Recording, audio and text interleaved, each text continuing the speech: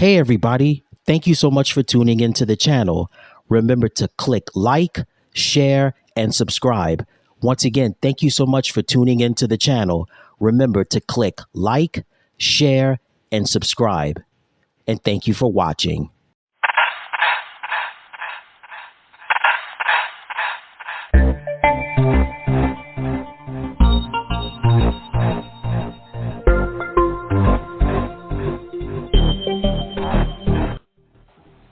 Hello, everybody. I'm Ed Robinson, and welcome to another exciting edition of Extra Base Hit.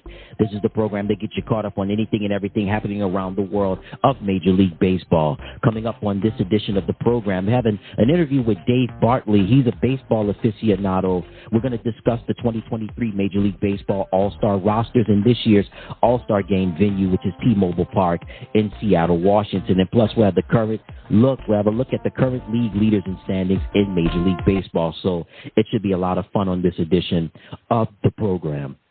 I want to start off with my top three storylines. I want to start off with talking about the Atlanta Braves. So the first half of the season is over with, and the Atlanta Braves have been rocking and rolling. They were the World Series champions just 2 years ago, and it seems as though they're back to World Series form from 2021, at least with this first half of the season being over with. You talk about guys that have made such contributions to the Braves in this first half of the year, with the likes of Marcell Ozuna, also Eddie Rosario. How about Michael Harris? He's been contributing as well. Also, you have Ozzie Albies, who's just been putting up some solid numbers, also with Orlando Arcia, Matt Olson, also Austin Riley, Travis d'Arnaud, who has been one of the best defensive catchers in Major League Baseball for a while, and of course Sean Murphy, who's going to be making an all-star team. You've got Charlie Morton, that's been pitching solid, and of course Spencer Strider. The future is definitely bright for him in the ATL. And of course Ronald Acuna Jr., who right now is the front runner to win the National League MVP, unless strange things happen. But Ronald has just put on some numbers. He's got a chance to be a part of the 30-30 club, maybe even possibly to be a part of the 40-40 club. Myself, along with Dave Bartley, we talk about Ronald as well as the other all-star selections a little bit later on in the program. But kudos so far to Brian Snitker, manager of the Braves, doing a solid job so far. And then also you have the position coaches like Ron Washington, also Eric Young, Walt Weiss, Chipper Jones, who's the hitting consultant. Man, this Braves team was solid during this first half of the Major League Baseball season, and certainly the Braves look to continue that momentum when the second half of the season begins. My next storyline is going to be this year's Major League Baseball All-Star Game. So it's here. It's another one. We're at the All-Star break, and this 2023 Major League Baseball All-Star Game is going to take place at T-Mobile Park in Seattle. And when you think of Seattle, of course, as far as baseball is concerned, the first name that comes to your mind is Ken Griffey Jr. And then after Ken Griffey Jr., you think of other names like Jay Buhner, Edgar Martinez, Omar Vizquel, Randy Johnson, of course, with Ichiro Suzuki, just to name a few. And then you've got Felix Hernandez, a.k.a. King Felix, who's pitching, who had some good seasons in Seattle. But the Mariners, they've got a future star with Julio Rodriguez, who will be playing in this year's All-Star Game. And, I mean, this list of this year's All-Star selections are solid, with the likes of Freddie Freeman, Luis Arias, also Nolan Arenado, also Ronald Acuna Jr., Mookie Betts. Also, you can't forget about Mr. Shohei Ohtani, Mr. Dynamo himself, right? So, you know, the Major League Baseball All-Star Game, it's always been a special event in terms of what it brings to the table, in terms of the All-Star selections that they have every year. And as far as rating the All-Star games amongst the four major sporting leagues in North America, to me, in my opinion, the Major League Baseball All-Star Game is the best All-Star game out of the major four sporting leagues. The Major League Baseball All-Star Game is number one, and then we could put the NHL All-Star Game I'll take that back. The Major League Baseball All-Star Game is number one. The NBA All-Star Game is number two. The NHL All-Star Game is number three. I know I'm going to get a lot of flack for this, but I'll put the WNBA All-Star Game at number 4.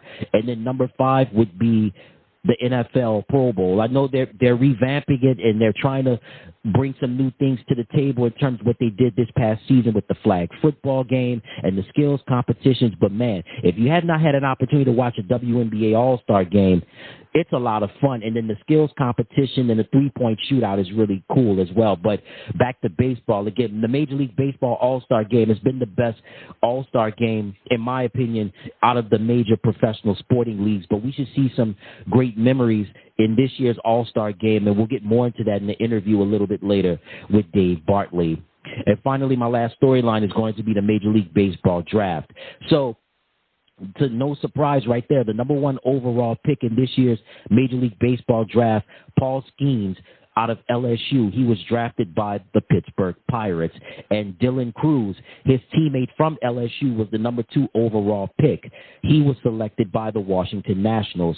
This is the first time ever in the history of the Major League Baseball Draft that the first 2 overall picks were drafted from the same school. So again, congratulations to Paul Skeens, pitcher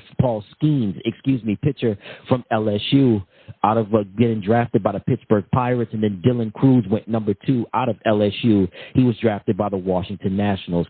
Also, some key picks to pass along to you. Wyatt Langford, outfielder from Florida, was drafted by the Texas Rangers. Also, Rhett Lauder, pitcher from Wake Forest, was drafted by the Cincinnati Reds. Also, we had Bryce Eldridge, who was drafted out of James Madison High School in Virginia. He was drafted by the San Francisco Giants. And then we had Enrique Bradfield Jr., outfielder out of Vanderbilt, was drafted by the Baltimore Orioles. So it's just some of the key components, the key picks, I should say, in this year's Major League Baseball Draft. Also, we had a Hurston Waldrop, pitcher out of Florida, was drafted by the Atlanta Braves. So certainly, again, Paul Skeens out of LSU goes number 1, drafted by the Pittsburgh Pirates, and Dylan Cruz, also out of LSU, was drafted number 2 by the Washington Nationals. And definitely the future is bright for those 2 gentlemen. All right, when we come back from the break, we'll give you the current league leaders and standings at the end of this first half of the Major League Baseball season. You stay tuned. I'm Ed Robinson, and you're listening to Extra Base Hit.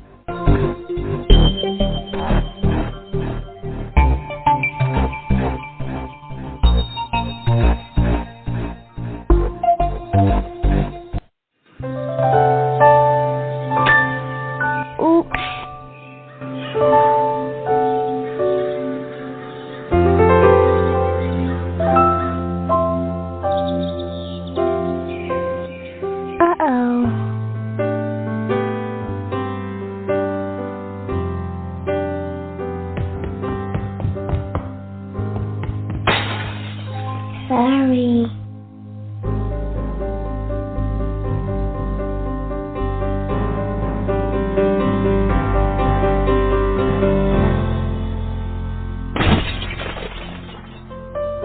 Get on top of it before they do. Every 24 minutes, tipped furniture or a falling TV sends an injured child to the emergency room. Preventing tip-over incidents is easy, inexpensive, and only takes 5 minutes. Learn how to secure your furniture and TVs to protect children at anchorit.gov.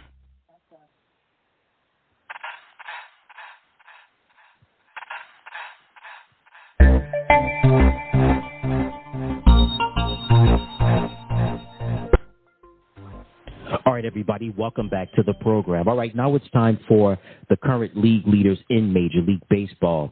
Let's start off in the American League, and on the offensive side, batting average. Yandy Diaz currently leads the American League in batting average. He represents the Tampa Bay Rays. He's batting at .323. Coming in at number 2 is Bo Bichette from the Toronto Blue Jays. He has a batting average of .317. Coming in at number 3 is Masataka Yoshida from the Boston Red Sox. He's batting at .316. Coming in at number 4, Austin Hayes from the Baltimore Orioles. He's batting .314. And at number 5, Josh Naylor from the Cleveland Guardians. He's batting at .305. Next category is home runs. Coming in at number 1, who else? Shohei Ohtani, representing the Los Angeles Angels. He currently has 32 home runs. At number 2, Luis Robert Jr. from the Chicago White Sox. He has 26 home runs. At number 3, Adolis Garcia from the Texas Rangers. He has 23 home runs. At number 4, Rafael Devers from the Boston Red Sox. He has 20 home runs. And at number 5, Aaron Judge from the New York Yankees. He has 19 home runs. Next category is RBIs, runs batted in. At number 1, Adolis Garcia from the Texas Rangers. He has 75 RBIs. At number 2, from the Los Angeles Angels, Shohei Ohtani. He has 71 RBIs. At number 3, Rafael Devers with 70 RBIs. At number 4, Josh Naylor with 64 RBIs. And at number 5, Jonah Heim from the Texas Rangers with 59 RBIs. Next category is hits. At number 1, Bo Bichette with 122 hits. He represents the Toronto Blue Jays. At number 2, we have Marcus Semien from the Texas Rangers. He has 104 hits. At number 3, Shohei Ohtani. He has 103 hits. At number 4, Jose Ramirez from the Cleveland Guardians. He has 97 hits. And also tied with Jose is Josh Jung from the Texas Rangers. He also has 97 hits. And the last offensive category that we have in the American League is stolen bases. At number 1, Esteury Ruiz from the Oakland A's. He has 43 stolen bases. At number 2, Wander Franco from the Tampa Bay Rays. He has 428 stolen bases. At number 3, Bobby Witt Jr. from the Kansas City Royals. He has 27 stolen bases. And tied for 4th, Jorge Mateo from the Baltimore Orioles with 22 stolen bases, and also with 22 stolen bases, Julio Rodriguez from the Seattle Mariners. And that takes care of the offensive categories for the American League. Let's move over now to pitching. At number 1, Shane McClanahan from the Tampa Bay Rays. He has 11 wins. Tied for second with 10 wins, we have Nathan Eovaldi from the Texas Rangers and Zach Eflin from the Tampa Bay Rays. And then tied for 4th with 9 wins, Garrett Cole from the New York Yankees, and Kyle Gibson from the Baltimore Orioles. Next category is ERA, earned run average. Number 1, Framber Valdez from the Houston Astros. He has an ERA of 2.51. Coming in at number 2, Shane McClanahan from the Tampa Bay Rays. He has an ERA of 2.53. At number 3, Nathan Eovaldi from the Texas Rangers. He has an ERA of 2.83. At number 4, Dane Dunning from the Texas Rangers. He has an ERA of 2.84. And at number 5, we have Garrett Cole from the New York Yankees. He has an ERA of 2.85. Next category is saves. Coming in at number 1 is Jordan Romano from the Toronto Blue Jays. He has 26 saves. At number 2, representing the Cleveland Guardians, Emmanuel Clase with 25 saves. At number 3, Felix Bautista from the Baltimore Orioles. He has 23 saves. At number 4, Carlos Estevez from the Los Angeles Angels. He has 21 saves. And at number 5 is Ryan Presley from the Houston Astros. He has 20 saves. And the last category that we have is strikeouts. Number 1, Kevin Gausman from the Toronto Blue Jays. He has 153 strikeouts. At number 2, Pablo Lopez from the Minnesota Twins with 138. At number 3, Shohei Ohtani. He has 132 strikeouts. At number 4, Lance Lynn from the Chicago White Sox. He has 127 strikeouts. And at number 5, Joe Ryan from the Minnesota Twins. He has 124 strikeouts. And that takes care of the American League. Let's move over now to the National League, where we have your offensive categories starting off in batting average. At number 1, representing the Miami Marlins, Luis Arraez. His batting average is .383. Coming in at number 2, Ronald Acuna Jr. from the Atlanta Braves. His batting average is .331. Coming in at number 3, Freddie Freeman from the Los Angeles Dodgers. His batting average is .320. At number 4, Lane Thomas from the Washington Nationals. He's hitting .302. And at number 5, Nick Castellanos from the Philadelphia Phillies. He's hitting at .301. Next category is home runs. At number 1, Matt Olson from the Atlanta Braves. He has 29 home runs. Tied for second with 26 home runs, Mookie Betts from the Los Angeles Dodgers and Pete Alonso from the New York Mets. Coming in 4th is Jorge Soler from the Miami Marlins. He has 23 home runs. And at number 5, J.D. Martinez from the Los Angeles Dodgers with 22 home runs. Next category is going to be RBIs, runs batted in. Coming in at number 1, Matt Olson from the Atlanta Braves. He has 72 RBIs. Coming in at number 2, also representing the Atlanta Braves, Ozzie Albies. He has 63 RBIs. Tied for third, representing the Los Angeles Dodgers, is J.D. Martinez and Nolan Arenado from the St. Louis Cardinals. They both have 62 RBIs. And also tied for third as well with 62 RBIs, Mookie Betts from the Los Angeles Dodgers. Next category is hits.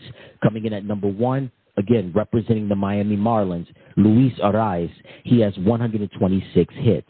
Coming in at number 2 is Ronald Acuna Jr. with 119. Coming in at number 3, Freddie Freeman from the Los Angeles Dodgers with 114. At number 4, Lane Thomas. He has 107. And at number 5 is Nick Castellanos with 104.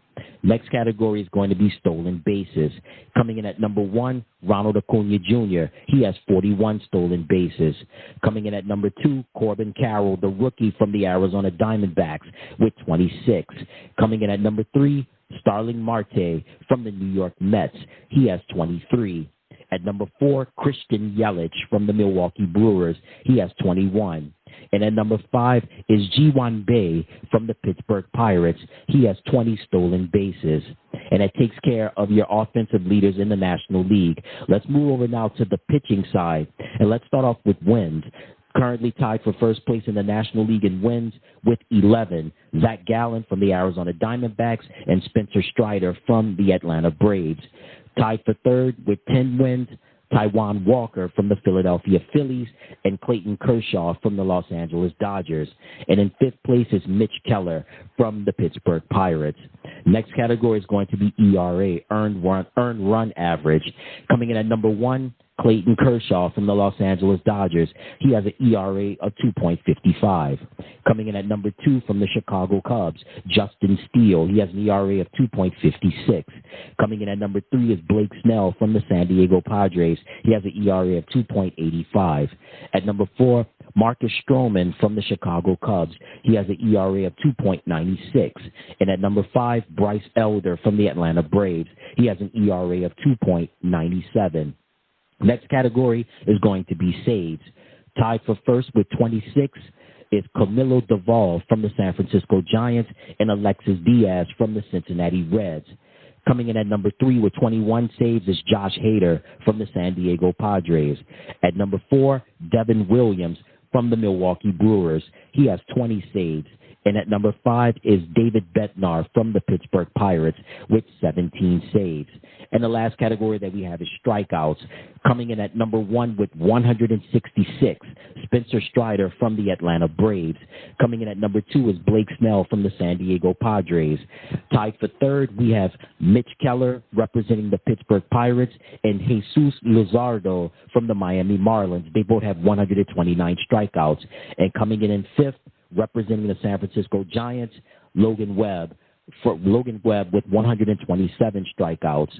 And that takes care of your league leaders in both the American League and in the National League. All right, before we go to break, let's give you the current standings at the end of the first half of the Major League Baseball season. Let's start off with the American League East. The team with the second best record in Major League Baseball, the Tampa Bay Rays, they're currently the leaders in the American League East with a record of 58-35, followed by the Baltimore Orioles. They've been red hot in the first half. They have a record of 54-35, followed by the Toronto Blue Jays with a record of 50-41. The New York Yankees are next with a record of 49-42, and the Boston Red Sox are next with a record of 48-43. Next division is going to be the American League Central. The Cleveland Guardians are in first place with a record of 45-45, followed by the Minnesota Twins with a record of 45-46. The Detroit Tigers are next with a record of 39-50. The Chicago White Sox are next with a record of 38-54, and the Kansas City Royals are last with a record of 26-65. And then finally, we have the American League West. The Texas Rangers have a record of 52-39, followed by the Houston Astros with a record of 50-41. The Seattle Mariners are next with a record of 45-44.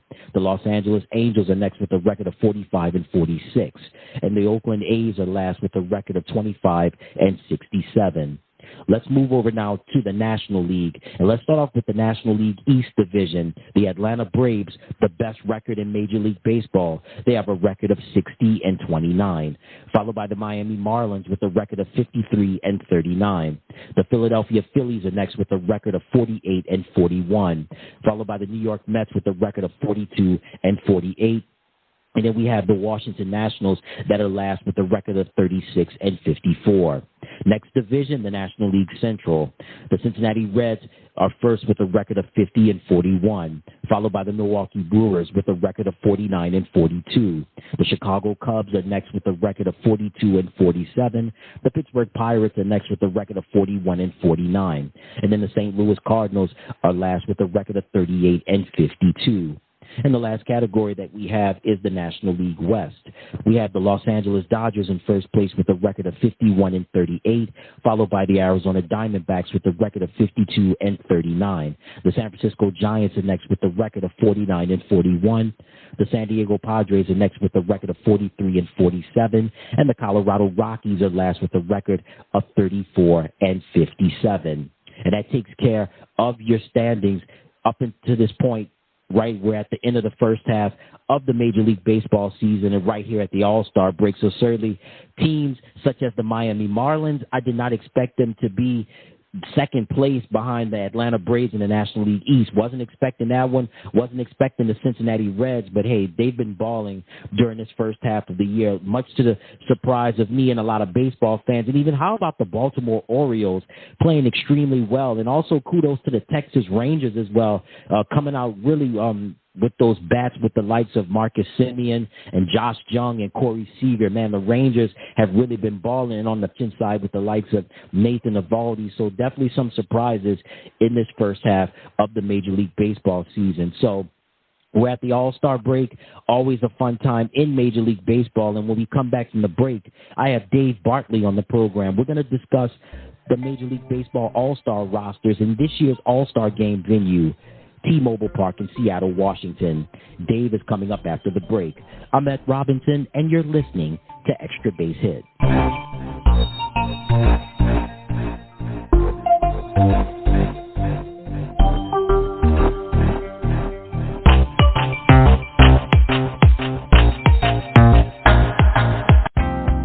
Fraud protection, free credit monitoring, and interest earned on your entire balance with easy access where, when, and how you need it. Get the most bank for your buck with an interest checking account at Gulf Coast Bank and Trust, the local bank that cares about you. Ready to bank smarter? Visit gulfbank.com and let's make it happen. This is what you're looking. Equal housing and equal opportunity lender. Member FDIC. Hello, this is the BR Telco operator. How can I assist you today? Hey, can you tell me why I should bank at BR Telco? Well, I don't mean to spin the street yarn, but you'd be a monkey's uncle not to bank with us. We do everything the big banks do, plus we've been in the community for over 85 years, and your money stays here in the community, not Wall Street. Any other questions? Sure, yeah. Could you connect me with Anita Bass, please? I'm not falling for that one again. Find out all the reasons you should get to know Telco at brtelco.org. Federally issued by NCUA. Fraud protection, free credit monitoring, and interest earned on your entire balance with easy access where, when, and how you need it. Get the most bank for your buck with an interest checking account at Gulf Coast Bank and Trust, the local bank that cares about you. Ready to bank smarter? Visit gulfbank.com and let's make it happen.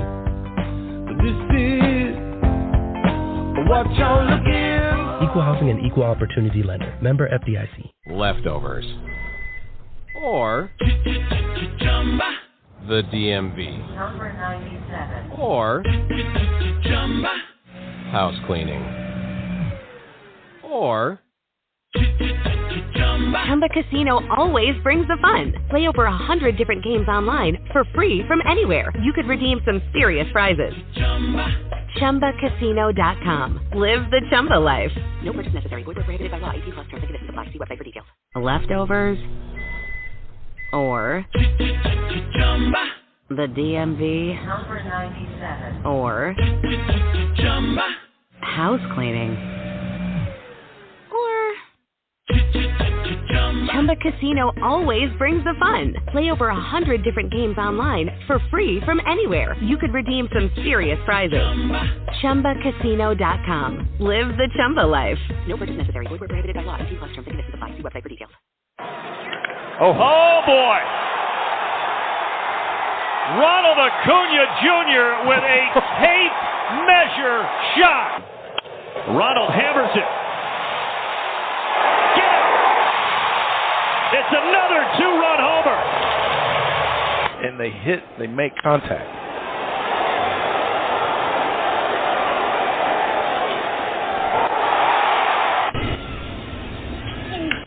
There's a deep drive to center. Way back, fire away, big boy. Off the batter's eye. Ronald Acuna to left. Back is Steer, and the ballpark will not hold it. Nothing right here. That is high, that is deep, that is gone. Shohei Ohtani. Spectacular indeed. He's just not real. Shohei has 119 strikeouts in his 90 innings this year. Swing and a miss. High fastball at 98. Shohei dials up the gas. Years ago. Ohtani hits one in the air, left center field. Hit well. Robert is back, so is Benintendi. It's gone! Shohei Ohtani!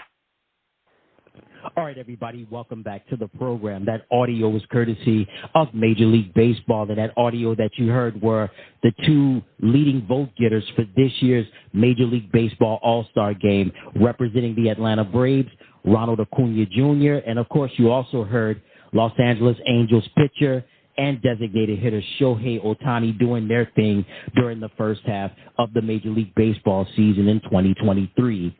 To talk more about this year's Major League Baseball All-Star Game and where it's going to be held this year, we want to welcome him back to the program. The guy is a baseball aficionado, and we love having him on the program. Let's welcome him back, Dave Bartley. Hey, Dave, welcome back to the program, my man. Hey, how you doing, Ed? Oh, man, all is well, sir. Thank you so much for taking time out of your busy schedule to be with us on the program. So let's get right to it. You know, we have another Major League Baseball All-Star Game, and certainly the starters starting off for the National League is going to be exciting. I want to start off with talking about the catcher position for a moment. Sean Murphy from the Atlanta Braves making his first All-Star Game. Just give me your thoughts on Sean and making his first All-Star team. I think Sean Murphy is one of the best catchers in the game today because he not only does what he does offensively, but he also catches defensively very well. He frames pitches well for his pitchers. He quote unquote steals strikes is a term that you'll hear often with catchers. They'll steal strikes for their pitchers. They'll frame pitches that are outside the zone and make them look inside the zone, and that's what Sean Murphy does really well. But his bat has been on fire this year, and you've really seen him climb up the catcher rankings this year because of that. Like he's always been a good defensive catcher, but really the power and the average and the RBIs have really come up this year, and that's why you see him making a start in the All-Star game. Absolutely, and again, congratulations to Sean on making his first All-Star appearance. And now, first baseman Freddie Freeman representing the Los Angeles Dodgers. This is going to be his 7th All-Star appearance. Now, Dave, we've talked about Freddie for quite a while now. We know what Freddie has brought to the table for so many years, and definitely a player that's still in his prime. So many great seasons with the Atlanta Braves, being a part of that World Series team 2 seasons ago, and now his second year with the LA Dodgers. And again, Freddie doing what Freddie does best. Give me your thoughts on Freddie making another All-Star team. You know, I'll be honest. I wasn't high on the Dodgers signing Freddie Freeman when they did and giving him so much money. I thought Freddie was going to decline. And, boy, I hate to admit it, but I've been totally wrong on Freddie Freeman. He just continues to be a hitting machine. He's getting a little older. I'm not sure when Father Time will catch up to him, but it's not this year because he's been incredible for the Dodgers, especially amidst all those injuries that they've had in L.A. You know, they're struggling to stay afloat. They're second place in their division currently, but, we all know they have a first-place roster, but it's because of the injuries. And I think the reason they're still in second place is because guys like Freddie Freeman, who have carried the load and really helped out when the Dodgers have been really injured. So my hat's off to Freddie Freeman. He keeps doing it year in and year out, even when I thought, maybe he's towards the end of the line of his career, but no, not this year. He's been great. Absolutely. And again, kudos to Freddie for making another All-Star game. And I want to move along now to the second base position and Luis Arraez representing the Miami Marlins.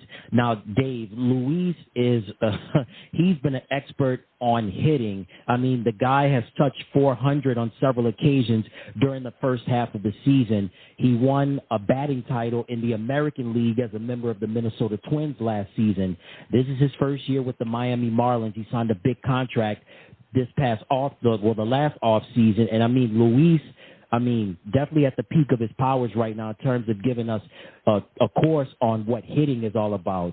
Give me your thoughts on Luis making another All-Star team. Back when the Giants and the Marlins, because I'm a huge Giants fan, back when the Giants and Marlins were playing, I was listening to the Giants broadcasters, and they were making comparisons to him and Tony Gwynn. And I was sitting there thinking, man, that's a crazy assumption to make. But then they showed video replays of them side by side, and the swing is almost identical, and the bat path is almost identical, and the way they spray the ball all over the field is identical. And so I made that statement to a couple of friends of mine, and they scoffed at me like I scoffed at the Giants announcers. But if you really look at it, the early part of his career versus what Arraez is doing now, Tony Gwynn and Arraez have similar numbers. And the way that Arraez just spreads the ball all over the field, it doesn't matter where you play him, he can find a hole and get a base hit. He's a lost art that you don't see anymore. He's a pure hitter. It doesn't matter what you pitch him and what count, he can hit the ball. He can make the ball hit the bat and put it anywhere he wants, and that is dangerous. And, I mean, just you were talking about how he's been hitting almost 400 all season. I mean, I think last time I checked he was at 388. This late in the season, that's unreal. We don't see those numbers anymore, and it's only because a guy is a pure hitter like Luis Arraez that he's just able to do that very easily. He makes it look so easy, and I love watching him play. Yeah, absolutely, Dave. I love watching him play as well, and definitely Luis has so far paid off big dividends for the Miami Marlins as he makes his second All-Star appearance. Let's move over now to the third base position, and we talked about Luis being a throwback in terms of hitting for average. Well, Nolan Arenado is making his 8th All-Star appearance representing the Redbirds, the St. Louis Cardinals. And Nolan is somebody that's just been an expert at the third base position and somebody that can hit not only for the home runs but can get you the RBIs as well. Give me your thoughts on Nolan making another All-Star team. I mean, it's not surprising. Nolan Arenado, I think, is the best, in my opinion, in my personal opinion, is the best defensive third baseman that I've ever seen. And he continues to pile up gold gloves no matter how old he is and where he plays. And, he struggled when he first got to St. Louis a few years ago, but he's really, he's just like a machine. He just keeps putting out the same numbers year in and year out and continues to hit the ball really hard wherever he's at. I mean, I love watching Nolan Arenado play. He's one of those guys that is must-watch television when he's on. Like, he can hit a home run or he can make a crazy barehanded play down the third base line and throw the guy out at first. Like, he's a special talent. No surprise that he's in the All-Star game. His numbers back up his play this year, and he's well-deserved. Absolutely, and Nolan Arenado is making his 8th All-Star appearance. Let's move over now to the shortstop position. We have Orlando Arcia representing the Atlanta Braves. This is his first All-Star appearance. Again, he's at the shortstop position. Now, when we think of the Braves, we mentioned about Sean Murphy and also some other important parts of the Braves team, which we'll get into in just a little bit. But give me your thoughts on Orlando making his first All-Star team. Orlando Arcia is one of those guys who, unless you are a Braves fan, you don't know who he is. Well, let me tell you about Orlando Arcia. He's actually been quietly one of the Braves' best players under the radar. He bats at the very bottom of the order, So he sets up Acuna, and he sets up Matt Olson, and he sets up Austin Riley, and he sets up I'm drawing a blank, sorry. But he sets up the top of that lineup. Albies. Ozzie Albies, thank you. He sets up the top of that lineup. Top of the lineup can drive him in, and he's been so good this year. And then on top of that, he's one of the best defensive shortstops in the game. So you couple, his offensive production that he's put out for Atlanta at the bottom of that order, which is so valuable because a lot of teams don't have that production at the bottom end of their order. And then you couple that with his defensive abilities, and he's definitely all-star worthy. Absolutely, and Orlando makes his first All-Star appearance at the shortstop position, representing the Atlanta Braves. Now let's talk about the outfielders now, and I played some of the highlights earlier, and Ronald Acuna Jr., representing the Atlanta Braves, making his fourth All-Star appearance, and of course was the leading vote getter for the National League. I mean, hey Dave, he's a dynamo, right? Getting you home runs, getting you RBIs, also stealing bases as well, and also his defense is second to none. Give me your thoughts on Ronald making another All-Star team. I think you mispronounced his name. His name should be MVP because that's the caliber of player he is, and that's the trajectory he's on because he's going to, mark my words, he's going to be a 40-40 player this year. That's 40 home runs and 40 stolen bases, and you got to turn back the clock a long ways to find a guy who had a 40-40 season. Matt Kemp almost did it back in the early 2010s with the Dodgers, but maybe it might have been a little before that, but we haven't seen a guy like Ronald Acuna in a long, long time. I mean, it's amazing what Shohei Ohtani does in the American League, but if you look at what Acuna does in the National League, it's unbelievable. This guy is so talented. And then on top of that, you couple that with a cannon arm in right field because he's playing right field this year for the Braves. He has multiple throws of over 100 miles an hour to the bases, to go along with several outfield assists. So he's a dynamo player, like you said, and I think he's on track for an MVP this year. Almost definitely. And like you said, Dave, he's got the potential to have a 40-40 season with the 40 home runs and the 40 stolen bases. So Ronald Acuna Jr., the leading vote getter in the National League, making his fourth All-Star appearance. We talk about dynamo players, and certainly a player that we're witnessing in their prime right now, making his seventh All-Star team, Mookie Betts, representing the Los Angeles Dodgers. And, Dave, you mentioned about Ronald possibly being an MVP candidate this year for the National League. You got to throw Mookie Betts in there as well. I mean, what a first half of the year that he has had. Give me your thoughts on Mookie making another All-Star team. I mean, it's not surprising. Mookie is as Mookie goes, so does the Dodgers. I mean, Freddie Freeman doesn't have the season that he's having if Mookie Betts isn't setting him up. And so you got to give a lot of props to Mookie Betts. He still plays spectacular outfield, but this season it's a twist. He's playing shortstop more than he's playing outfield for the Dodgers this season. So it's crazy that he's so versatile. They can put him at second base, they can put him at shortstop, they can put him anywhere in the outfield, and he still plays at an all-star caliber level. And then at the plate, he's just a monster. He's a menace to deal with, and it's no surprise he's an all-star. He's doing more in this season with the Dodgers than I ever thought he would do as far as his versatility. So that's just an added bonus for the Dodgers as they continue to get all the value for Mookie Betts that they envisioned when they signed him. Absolutely, and I tell you what, the Dodgers made a steal in signing Mookie Betts, and so Mookie makes his seventh All-Star appearance. And concluding in the outfield, making his first All-Star game, the rookie representing the Arizona Diamondbacks, Corbin Carroll. What a season that Corbin has had for Arizona. Give me your thoughts on Corbin making his first All-Star team. I mean, this kid is special. He may not have the wow factor of a Ronald Acuna Jr., but he plays very similarly, where he plays stellar defense. He's got a good arm, but he's kind of like a lefty version of Ronald Acuna, just maybe a little less than that. I don't want to give him too much credit, but he's got pop in his bat. He's the engine of the Arizona Diamondbacks. I mean, the Arizona Diamondbacks are sitting on top of the NL West, because of a guy like Corbin Carroll who's been carrying them all season. Now, I'm not sure if he's going to actually start the game because he hurt himself the other night swinging the bat. I think it might have been last night. It actually hurt his shoulder, so we may not see him start this game. We may not even see him in the game, but he does get the nod. He gets the credit for the All-Star game appearance because he was voted in. But he's going to be a special talent for the Diamondbacks, and I'm sure the Diamondbacks fans are thrilled that he's on their team because I know as a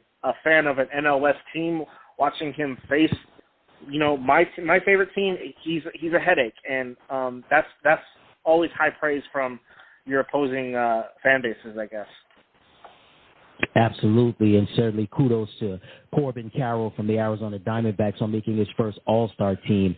And rounding out the starters, at the designated hitter position, we have J.D. Martinez from the Los Angeles Dodgers.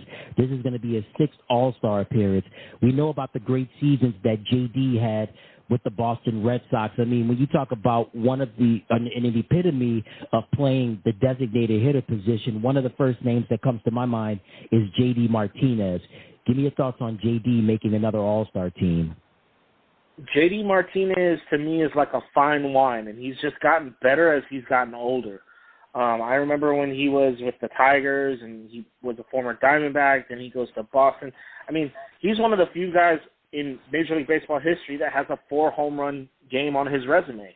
And he did that against the Dodgers at Dodger Stadium. So now that he's a Dodger, I kind of find that ironic. But he's been so good this season for the Dodgers. And one of the reasons why they're still in the mix, him and Freddie Freeman and Mookie Betts, all their all-stars have really propelled them to stay afloat in that division because they've been struggling to stay healthy this year. A lot of injuries to their pitching staff, but thanks to guys like J.D. Martinez and their other all-stars, they've remained in the hunt. And J.D. is just so deserving of this honor this year, and I'm surprised that he's still just mashing the baseball, as he's getting into his, I guess, what you would call your senior years as a baseball player. He's just unbelievable talent, and I'm excited for him. I really like J.D. Martinez as a baseball player. Absolutely, Dave. I like him as a baseball player as well. And again, congratulations to J.D. on making another All-Star team representing the Los Angeles Dodgers. All right, so we took care of the starters for the National League. Let's go to the reserves. The catcher position, we have Elias Diaz making his first All-Star team representing the Colorado Rockies, and then we have Will Smith representing the Los Angeles Dodgers, also making his first All-Star team. Just give me your thoughts on Elias and Will making an All-Star team. I mean, let's start with Diaz at Colorado. Colorado, I mean, one of the things of the All-Star game is every team is represented. So as bad as Colorado's been, it's hard to really look at their roster and say, hey, they really have a deserving All-Star. But if you were to look at their roster, their best players so far this season has been Diaz behind the plate. He's a serviceable defensive catcher, but his hitting has really come a long way. And I can't remember his stats right off the top of my head, but last time I checked a couple weeks ago, he was up near 300 and hitting the ball well. So I think he's the deserving member of the Colorado Rockies to represent them in the All-Star game. And then, I mean, you just look at Will Smith and the year he's had. He had a little stint on the concussion IL, but other than that, like, man, that guy is unbelievable handling the pitching staff the way he does, and then just mashing the baseball all over the field. That guy's a special talent. It takes a guy like Sean Murphy to displace Will Smith as the All-Star game starter because I think Will Smith, for me, is the best catcher in the National League. And the fact that Sean Murphy displaced him as the starter just tells you how good Sean Murphy's been. So I think both guys are deserving. I think Will Smith is obviously one of the best catchers in the National League. Rightfully so. And again, congratulations to Elias and Will on making their first All-Star teams. Now, Dave, I'm going to show off a little bias for a moment. At the first base position, he plays for my favorite team, the New York Mets, and making his third All-Star appearance. Pete Maravich was known as Pistol Pete, but I'm going to call Pete Alonso Power Pete because this gentleman has been hitting home runs and, he provides the power for the team out of Queens. the New York Mets. Give me your thoughts on Pete making another All-Star team. Well, his nickname is actually Polar Pete because he's built like a polar bear, and he swings the bat like one, too. Pete Alonso is arguably the best power hitter in the game today. I mean, him and Aaron Judge, you could throw in that conversation, too. When they barrel a baseball, the baseball is not coming back. That's how good Pete Alonso is. That's how good Aaron Judge is, too. You know, when they square up the baseball, it flies, and it flies a long way.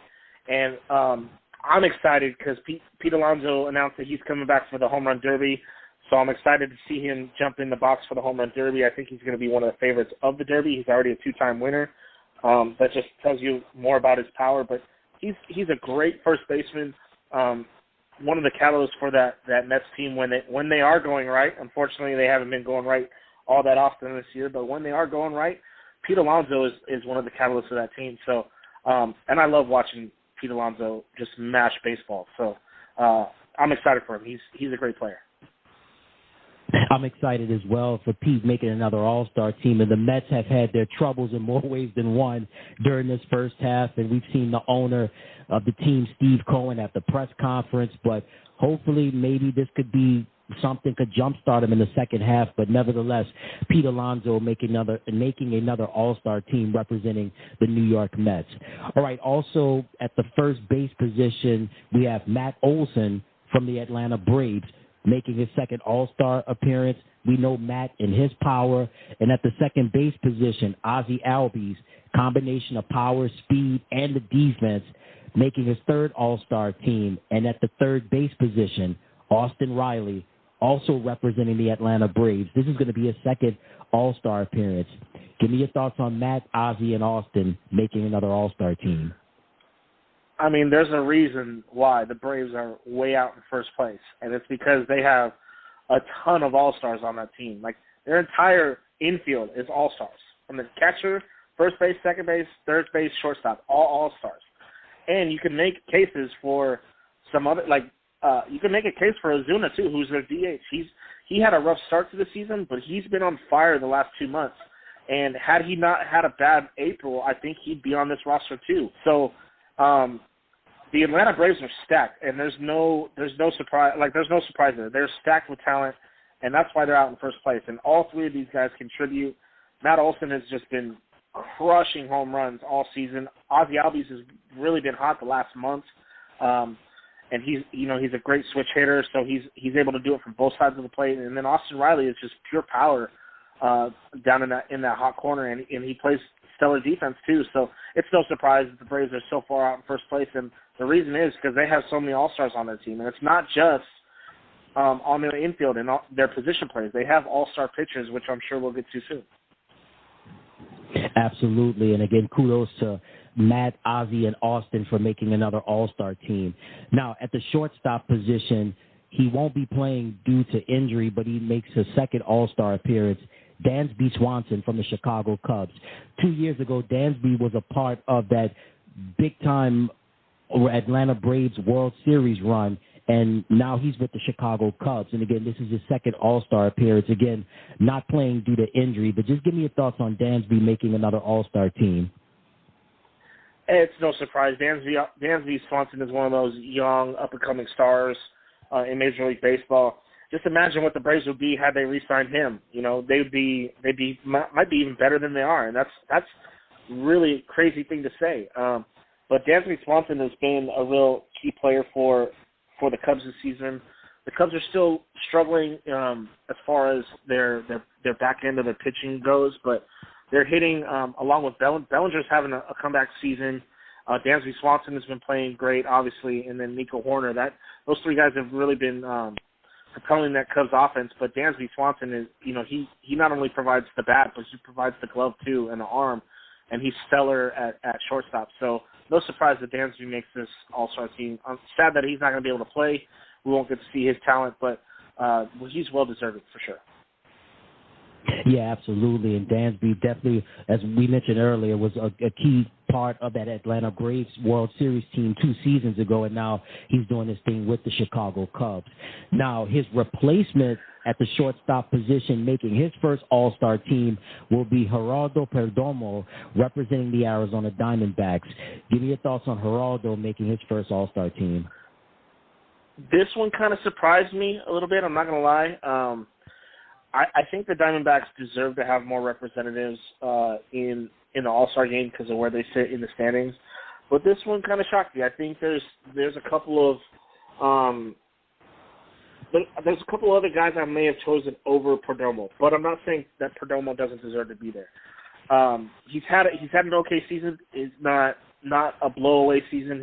He's not leading the league shortstops in any categories. He's not blowing you off the charts, but he's had a really solid season for a really solid team. So it surprises me that he got picked over a few other players, but is he deserving? Yeah. I mean, he got picked because he's had a great season. So kudos to him. Excited to see what he does. You know what? I want to stay just with this pick for a moment, Dave. I think we talked about a player that plays in Queens representing the New York Mets is Pete Alonso.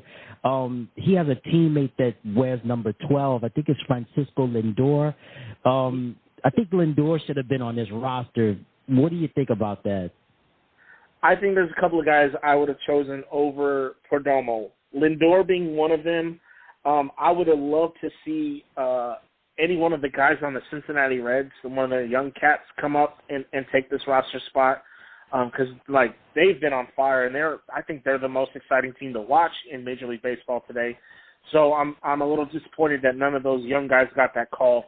But yeah, definitely Francisco Lindor. Why is he was one of the biggest snubs on the All-Star team. I'm surprised he's not there.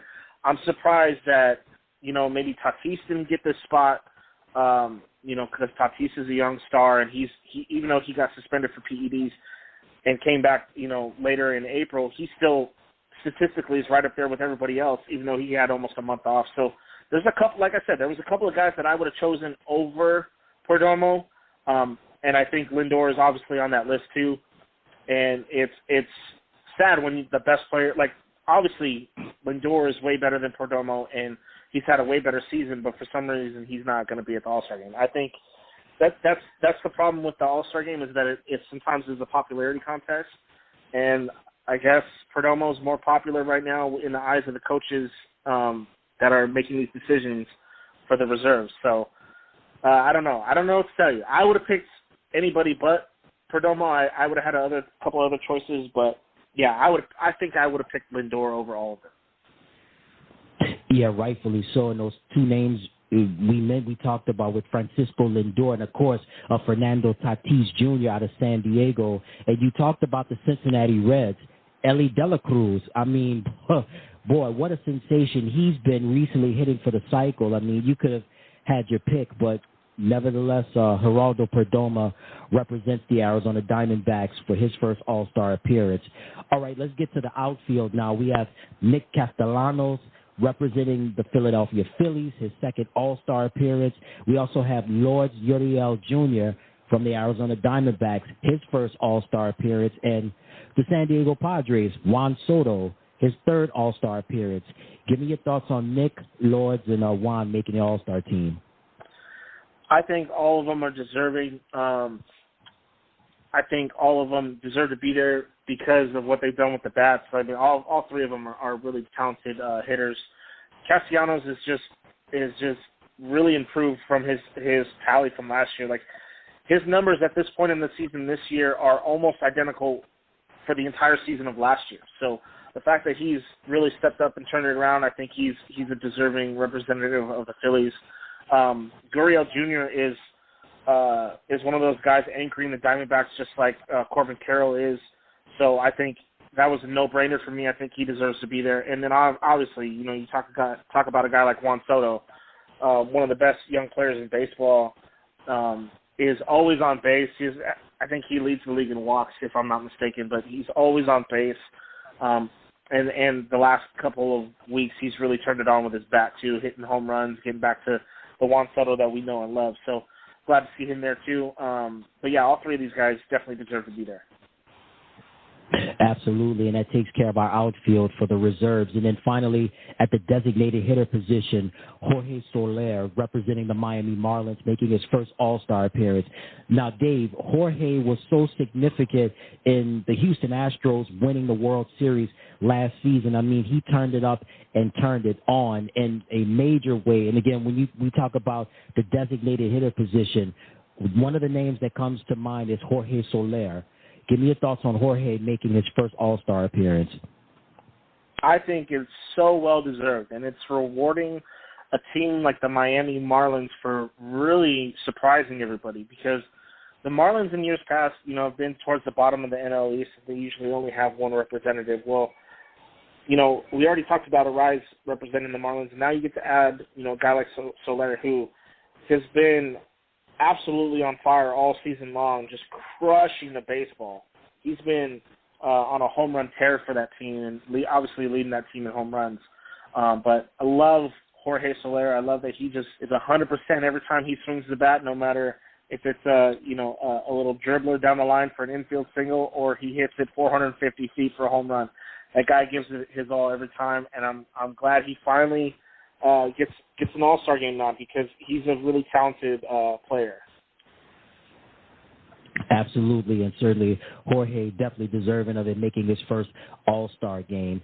All right, we've got the pitchers now for the National League. So we've got David Bednar making his second All-Star game, representing the Pittsburgh Pirates.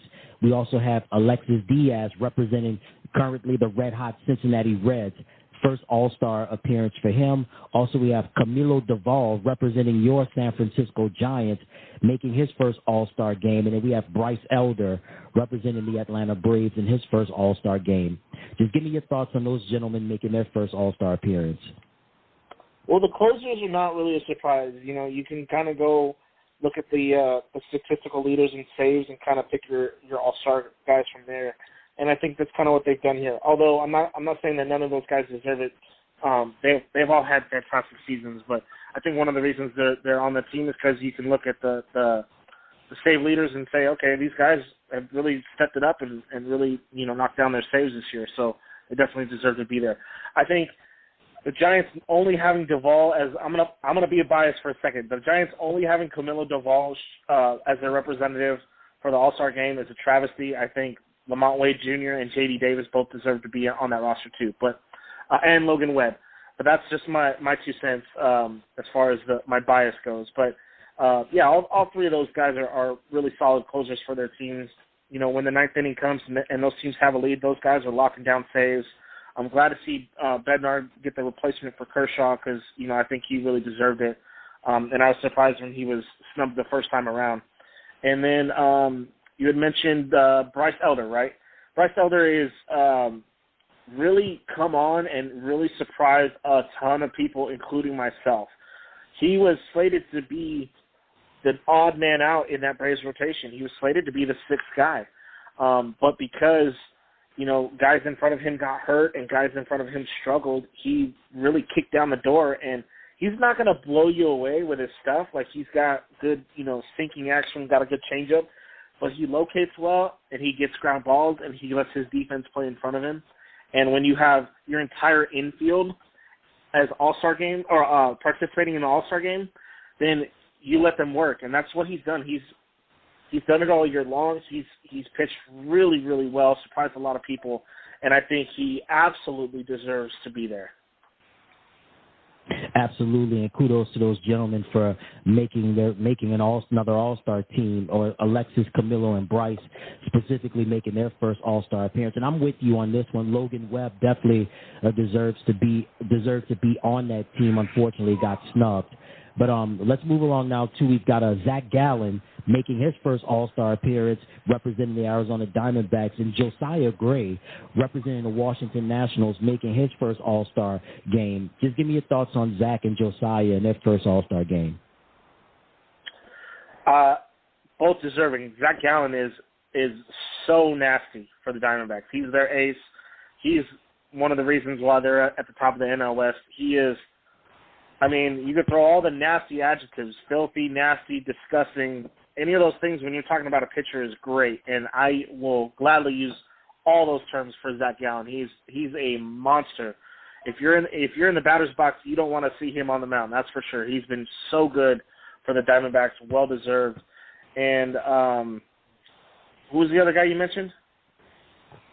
Also mentioned Josiah Gray from the Washington Nationals. Josiah Gray, right. So Josiah Gray has actually had quietly a really good season for the Nationals. His ERA is in the mid-threes, which is surprising for, the team that he plays on. You think the Nationals, aren't really talented. And they're just really young. If you remember, Josiah Gray was the big-name prospect that got sent over to the Nationals in that Dodgers trade for Scherzer and Trey Turner. So it's good to see his name on this All-Star roster. He's really pitching well for the Nationals, and it really makes all the experts right, because they had him pinned as a potential All-Star, and here he is. He's making his first All-Star game appearance. Absolutely, and big ups to Zach and Josiah making their first All-Star games. All right, closing pitchers. When you talk about one of the best in the business, Josh Hader, representing the San Diego Padres, making his 5th All-Star game. Give me your thoughts on Josh making another All-Star team. Josh Hader has been one of the greatest closers for the last, 5 or 6 years. But last year, he really imploded. And you thought, well, is this the end of Josh Hader? Is this the end of his confidence? Is this the end of that moxie that you need, entering the 9th inning of a game? And then he quietly told everybody to shut up, because he's got it. He's right back where he was with the Brewers before he came to San Diego. Right back in the same. He's putting up the same similar numbers to what he was doing before. So it's no surprise that Josh Hader is part of this All-Star roster. He's really turned it around from his little debacle last year. Rightfully so. He had a tough going last year, as you said, Dave, but really improved this year. And again, congratulations to Josh on making another All-Star team. All right, we've got Mitch Keller from the Pittsburgh Pirates making his first All-Star team. We've also got Justin Steele from the Chicago Cubs making his first All-Star team. Give me your thoughts on Mitch and Justin. Well, I've been praising Mitch Keller from the beginning of the season. I'm in a fantasy baseball league with a bunch of my friends, and I picked up Mitch Keller very early in the season, and he's paid off dividends for my fantasy team. But he's been really, really strong for the Pirates. He was their opening day starter, and he didn't shine, he didn't dazzle on opening day, but after that, he turned himself into one of the best pitchers in the National League, and has really put up solid numbers for the Pirates. And so to see his name on this list is no surprise to me. I've been preaching his praises all season to anybody that would listen. And then who was the other guy? And the other person is Justin Steele from the Chicago Cubs. Justin Steele, right.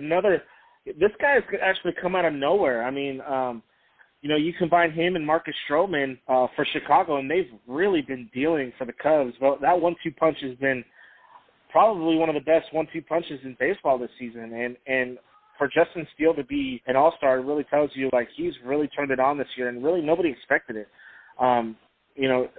His previous year's numbers don't compare to what he's done this year. He's done a complete 180 and really turned himself into a reliable starter for the Cubs and a dominant starter. He's been so good. And so he definitely deserves to be in Seattle for the All-Star game. Absolutely, and big ups to Mitch and Justin on making their first All-Star games. Clayton Kershaw, again, will not play in the All-Star game, of course, due to injury, but he's making his 10th All-Star appearance. And when it's all said and done, Clayton, representing the Los Angeles Dodgers, Dave, when it's all said and done, Clayton is definitely going to be a future first-ballot Hall of Famer. And again, still adding on to the legacy and doing great things for what the Dodgers have done so far in this first half of the year. Give me your thoughts on Clayton selected to another All-Star team. Clayton is just he's the pitching version of J.D. Martinez, just gets better with age. And that's a crazy thing to say about Clayton Kershaw, because he's been the best pitcher in baseball for, this generation. And so you think, he had some years where they were down. Well, his down year was better than most guys' up years. So that's one thing to say. And then you look at his numbers this year, and it's just like, who is this guy, and where did he come from? Like, this guy is just unbelievable. Unfortunately, injuries have really derailed his career a little bit. I think, he could have been, one of the best ever, like at the very top of the heap, when it's all said and done. But unfortunately, I think injuries have really brought him down a few notches. But, for me being a Giants fan and having to watch him face us so many times and having to watch him dominate our team so many times, you can respect the greatness when you see it. And I definitely respect Clayton Kershaw because he's one of, if not the best pitcher of this generation. And, I'm glad to see his name on the All-Star team again. I'm sad also to see him not being able to participate because of injuries again. But hopefully, he can just spend a little time on the DL, get himself right, and be back in action for the second half of the season. Absolutely, yeah. Clayton is still one of the best in the business, and I'm like you, Dave. I'm hoping he can bounce back, get off the disabled list, and get back to the Clayton Kershaw that we've known and loved for so long. And speaking of being like a fine wine better with time, we move along to the future. And, boy, what a campaign for the first half of the year for Spencer Strider. You talking about throwing fastballs like nobody's business, representing the Atlanta Braves. First All-Star game. I mean, Spencer's had a great first half. Give me your thoughts on Spencer making an All-Star team. No surprise for me. Like,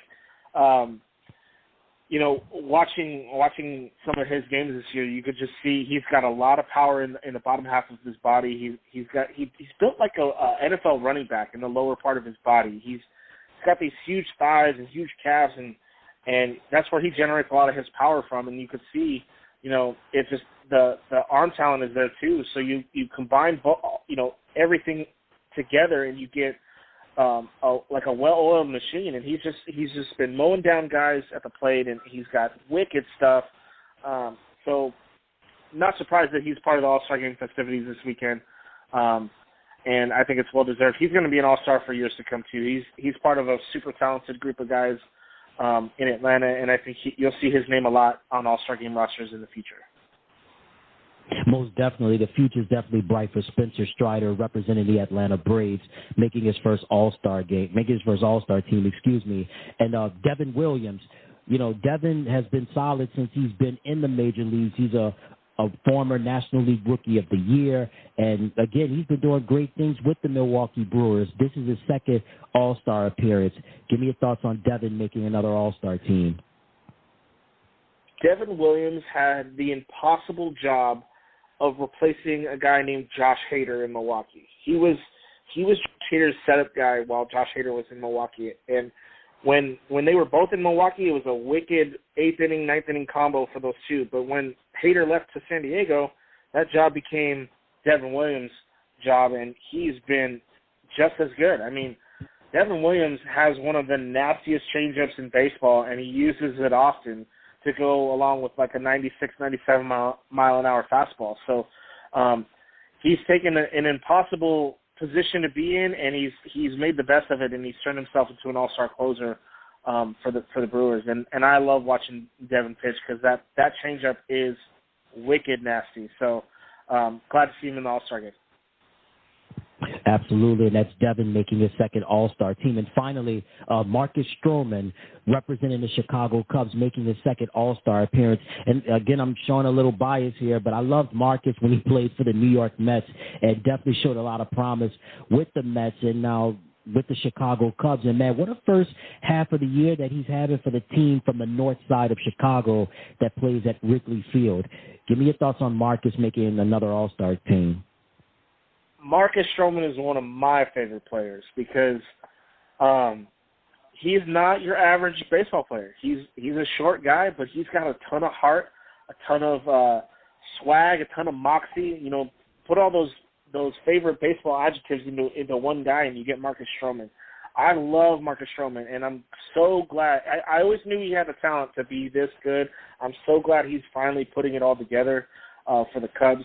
And I mean, if I had to give it a a first half Cy Young award, I think I'd have to give it to Marcus Stroman. He's been that good for the Cubs, just been dominant, and that's not a term that you would use with Marcus Stroman in years past, but he's been dominant this year, and it looks like he's turned a corner, and he's not going back. He's been so good this year, and I'm so glad that he's like I said, he's one of my favorite players not on my team, and so I'm glad to see him get the success in Chicago this year. Absolutely, and that takes care of Marcus Stroman making his second All-Star team, and that takes care of the National League roster. All right, let's move over now to the American League, and we have our starters. Starting off at the catcher position, we have Jonah Heim representing the Texas Rangers. This is his first All-Star appearance. Give me your thoughts on Jonah making the All-Star team. Yeah, Jonah Heim is been really good for the Rangers. I mean, the Rangers in general have been really good from top to bottom, and so it's no surprise that their backstop gets the nod for the All-Star game.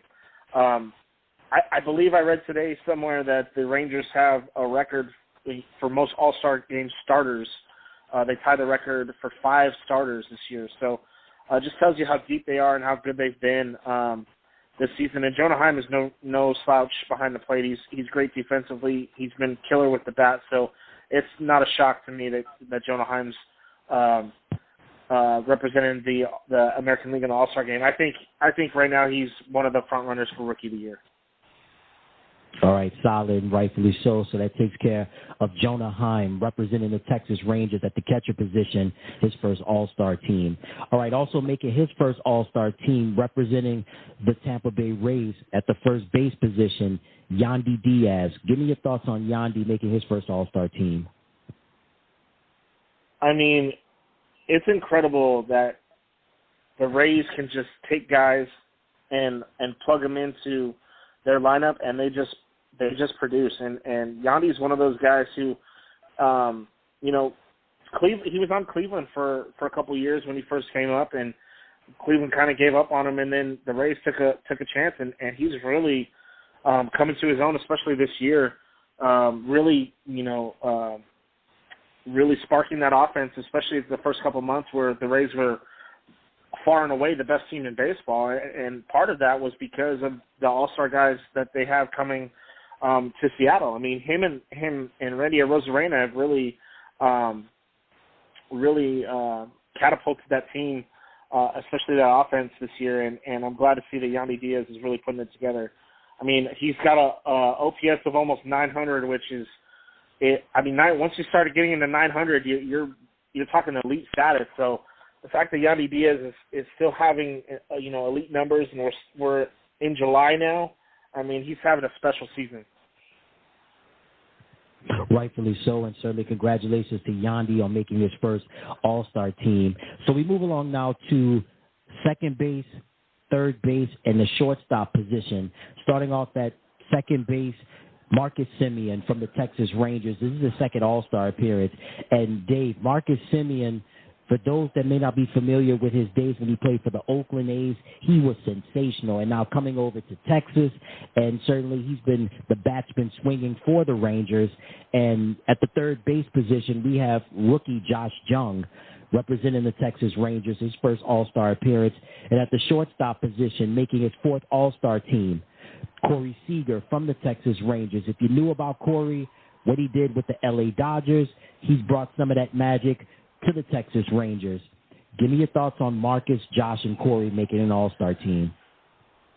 So I gotta backtrack a little bit. I called Jonah Heim Rookie of the Year status. Who I was thinking was Josh Jung, the third baseman, because Jonah Heim's been in the league for a couple of years. Sorry.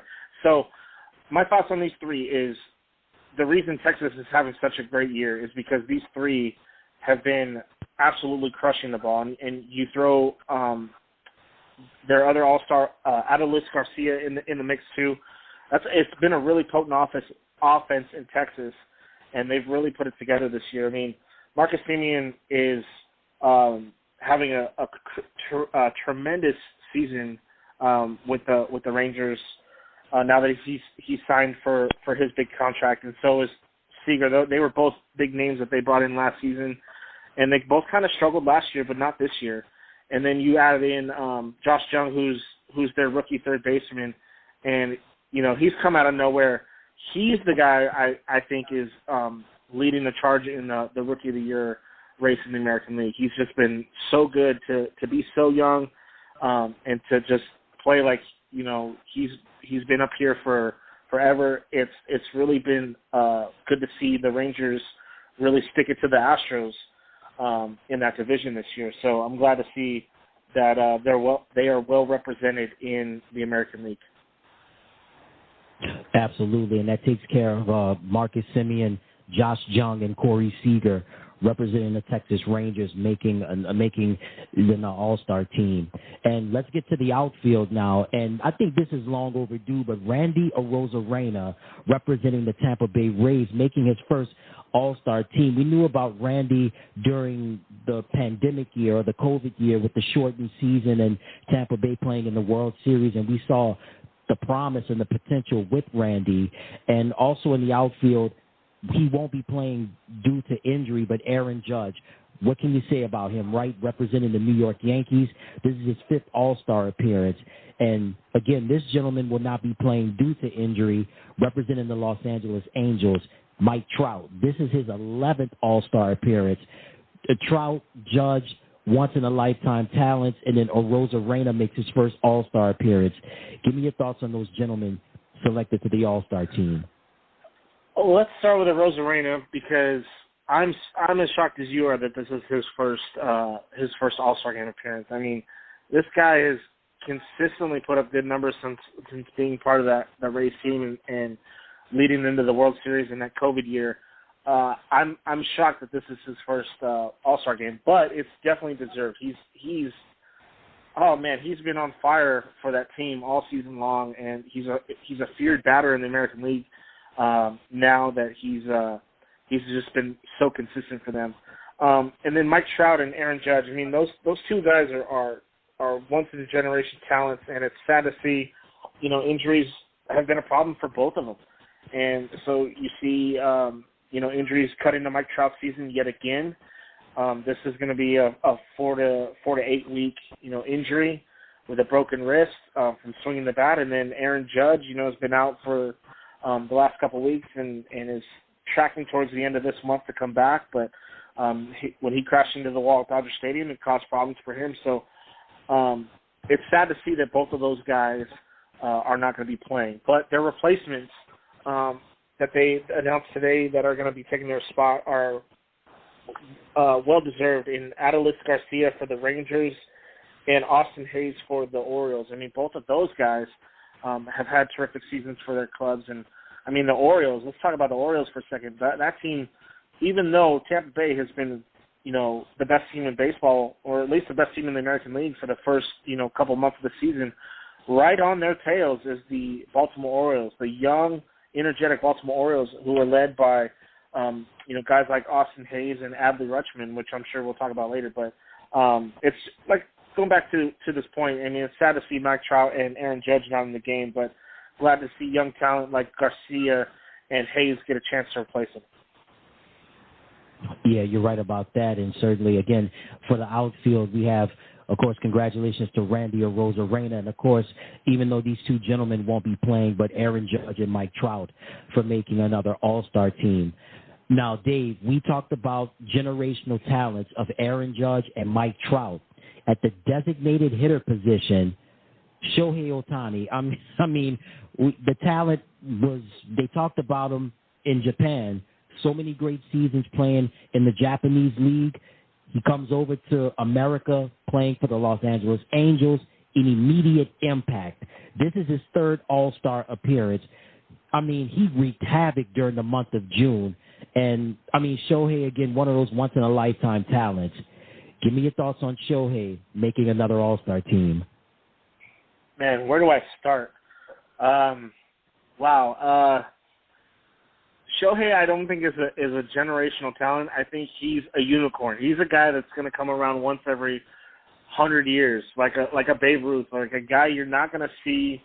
We probably won't see the likes of Shohei Ohtani for the rest of our lives. Like, once Shohei Ohtani leaves baseball, I don't think we'll see another player do what Shohei Ohtani does right now for the rest of our lives. he may happen, in our grandchildren's lives, but not in our lives. I think Shohei Ohtani is a unicorn in that respect. What he does is unbelievable. To be, I think, let's say a top 20 hitter, I think is being fair to him in baseball, and then a top 20 pitcher too. Like and then to couple them both together where you're striking out 10 guys that, in an outing and you're hitting 2 home runs in the same game is just, it hurts my mind to even think about it, because I know it's not something that's easily done. And the reason that hasn't been done for 100 years is because it's really hard to do. And this guy goes out there every night and, every 6 days to pitch on the pitching rubber, and he does it, and he makes it look easy. And he's got nasty pitches to go along with it. It's not that he's not just going up there and blowing guys away with 100 miles an hour.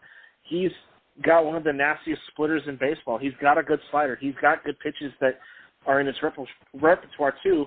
And, to do that with a full load of having to hit in the cage every day and going out in the lineup as a DH every day.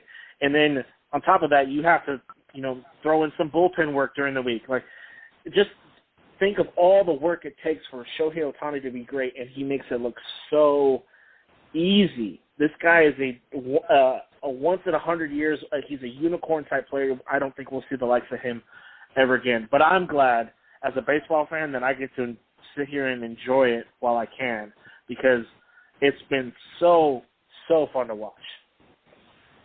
Yeah, you're right about that, Dave. A talent like his only comes once every 100 years, and we have to enjoy it as baseball fans. And certainly, Shohei Ohtani is definitely at the peak of his powers, becoming being a global phenomenon, playing for the Los Angeles Angels, and he's the designated hitter, making his 3rd All-Star appearance.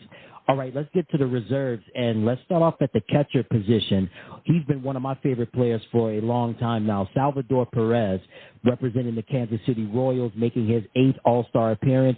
And you mentioned his name earlier, Adley Rutschman, representing the Baltimore Orioles. What a great first half of the year that Baltimore has had, making his first All-Star appearance. Give me your thoughts on Salvador and Adley making an All-Star team. I think we're at the point now in Sal Perez's career where he still provides value to the Kansas City Royals because he is their most tenured player. He is the captain. He is the catcher. He's the guy in Kansas City.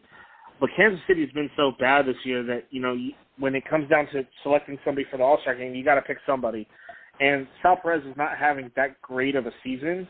I mean, his numbers are average across the board.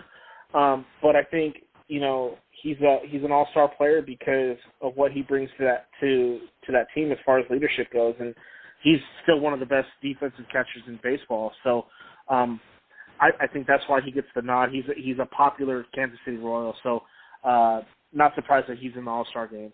And then Adley Rutschman, man, that kid, goodness gracious, this kid is unbelievable. Him and Josh Jung for the Rangers are going to be in the Rookie of the Year conversation. Adley Rutschman has been a pure talent since his days at Oregon State, and I knew when I watched him then that he was going to be a special talent.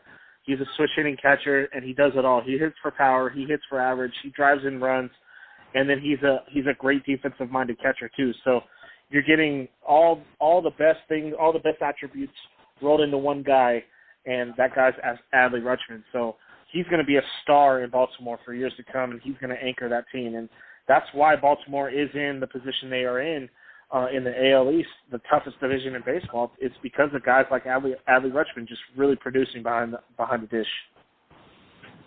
Absolutely, and definitely Adley's been doing his thing in this first half of the year. Like you said, Dave, he's definitely going to be, the potential is there for years to come. And, of course, big ups to Salvador Perez on making another all-star team. All right, first base, second base, and third base.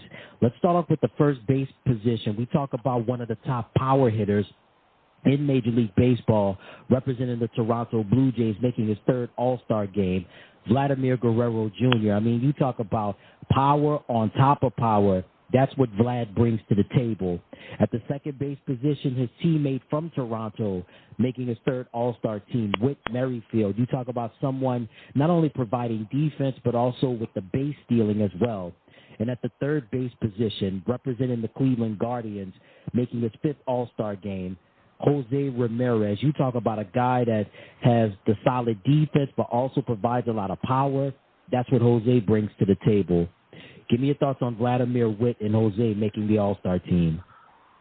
I think Vladdy Jr. and J-Ram, those two guys are no-brainers, man. They are the best at their position, best on their team, and are just unbelievable talents. And I think they're absolute studs and absolute stars for their teams and at their position. So it's no, but the thing that was shocking to me was I was reading a stat the other day where Vladdy Jr. hadn't hit a home run at home, or he had one home run at home all season leading up to towards the end of June.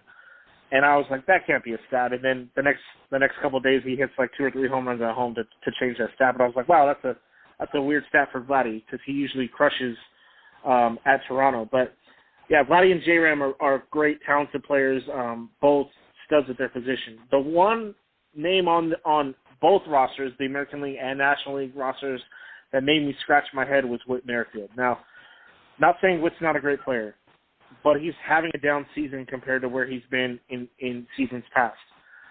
I think the reason he gets odd for the American League here is because there's really no other second baseman to choose from. So, like I said, I think Whit is a great player, but I think the lack of depth for the American League at second base is the reason that Whit Merrifield's in this game, because I don't think he has the numbers that are worthy of all-star selection normally, but like I said, because of the weak second base position for the American League, he gets the nod here. I want to stay just with Whit for a moment. You mentioned about the lack of depth in second baseman in the American League. There's somebody that's missing from this roster. He plays for the Houston Astros. I think his name is Jose Altuve. You think Jose should have gotten consideration to be on the team? I don't, because he was out for the majority of the first part of the season due to injury. So I'm not sure he has the stats worthy of all-star selection either. Now he's a big sexy name, but the stats aren't there for Altuve because he just doesn't have the games played. You know, I think normally if Jose Altuve was healthy from the jump, you wouldn't see Whit Merrifield on this roster because he would be replaced by Jose Altuve. But because Jose Altuve doesn't have the games or the stats to qualify, that's why you see someone like Whit Merrifield sliding in here. All right, fair enough, and that takes care of first base, second base, and third base with Vladimir Guerrero Jr., Whit Merrifield, and Jose Ramirez. And let's stay also the Toronto Blue Jays again. We move over to the shortstop position, and we have Bo Bichette making his second All-Star game representing the Toronto Blue Jays. And also at the shortstop position, making his first All-Star team, Wander Franco from the Tampa Bay Rays. We know what Bo brings to the table, but, man, Wander represents a future All-Star and a future talent for many years to come. Give me your thoughts on Bo and Wander making the All-Star team. I think both of these guys are the best young shortstops in the American League, and it's not even close. I think Bo is slightly ahead of Wander in my book, but that doesn't mean Wander's a slouch at all. I think, personally, I think Bo's had a better season than the All-Star Game starter, Corey Seager, just a better overall season, and I think he deserved to get that nod as a starter, but it's a fan vote that gets the starter, so I understand why he's not. It's a popularity contest. So, but Bo is unbelievable talent.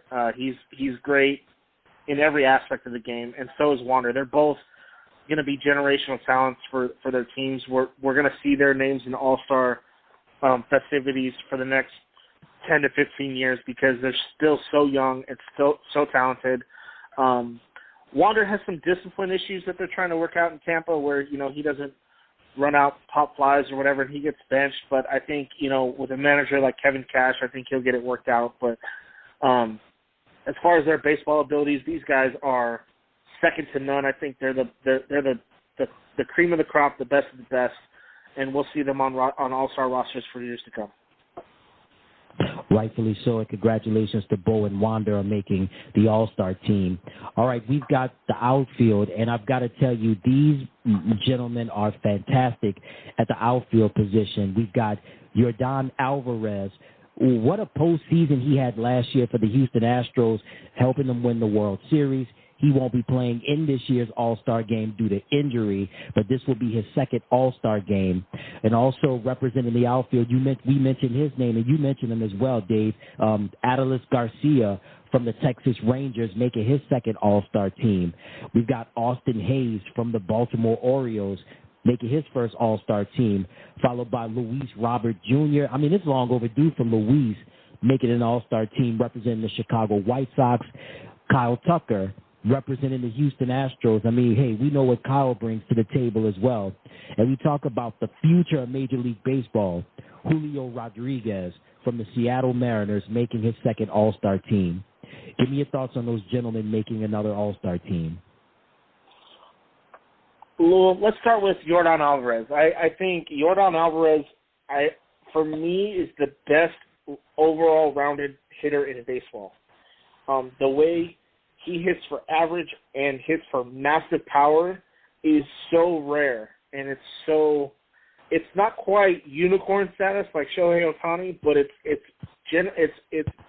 I wouldn't even say generational. It's like once every 3 generations you see a guy like this come up and just absolutely mash the baseball, but also hit for average, where he could put up 40 or 50 home runs and drive in 130 RBIs, but also hit 330.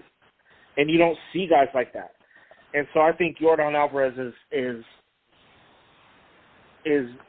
so good that it's sad that he's not playing because of injury, but he's I think is the best hitter in baseball in my opinion. Best overall hitter, I would say. And then we talked about Garcia and Hayes. They got upgraded to being starters because of injuries. Both of these guys are supremely talented. I think they're both in their first All-Star games, and both are huge reasons why their clubs are where they are. You know, Garcia with the Rangers and Hayes with the Orioles have really been crucial contributors to their teams to be in first and second place respectively. Luis Robert, man, this guy, we thought he was going to be this good a couple of years ago when he came up, and he just had injury problems, and he just didn't put it all together. But it seems like this year he's finally putting it all together and being the player that we thought. He's supremely talented. Kyle Tucker is a surprise to me, not in the fact that he's an all-star this year, but the fact that where he was when he first came up, he was like a bottom-of-the-order guy.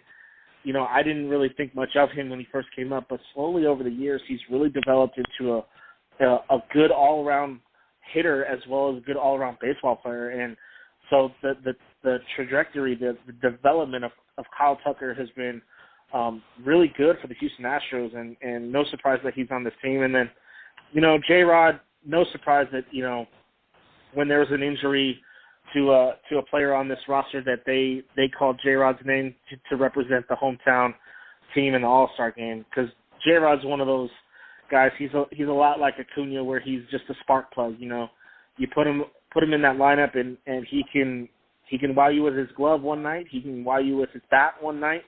He could wow you, stealing bases one night. He could wow you by throwing a guy out at home one night. Like, there's so many things that he does well, and he's going to be in the home run derby too. So excited to see that, because that's kind of where he made his presence felt last year. Nobody really knew who he was until he put on that show at Dodger Stadium. So excited to see him in the not only in the home run derby but in the All-Star game this year.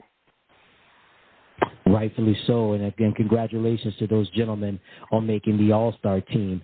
And finally, at the designated hitter position, we have Brent Rooker making his first All-Star team representing the Oakland A's. Man, what an interesting year it's been for the Oakland A's, with all of the distractions that they've had to deal with the pending move to Las Vegas, and then there was the reverse boycott that had taken place. But one of the few bright spots for the A's this year, in this first half of the year, has been designated hitter Brent Rooker.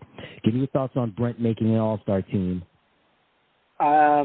I will say that he's there only because the A's have to have a representative on their team.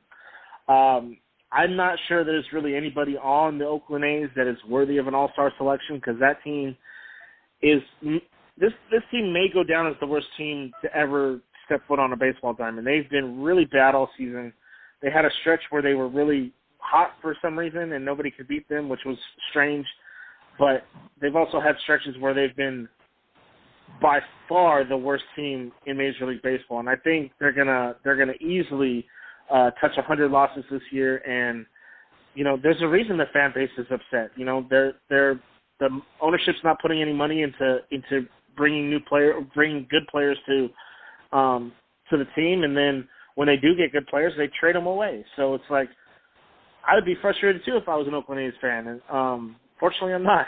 But the whole thing, the whole mess with them possibly moving to Vegas.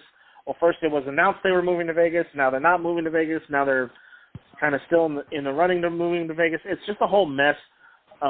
Major League Baseball really hasn't handled the situation well. The Oakland A's ownership hasn't handled the situation well. So it's been a huge mess in Oakland this year. Great for Rooker to get a nod for an All-Star game, but there would be several.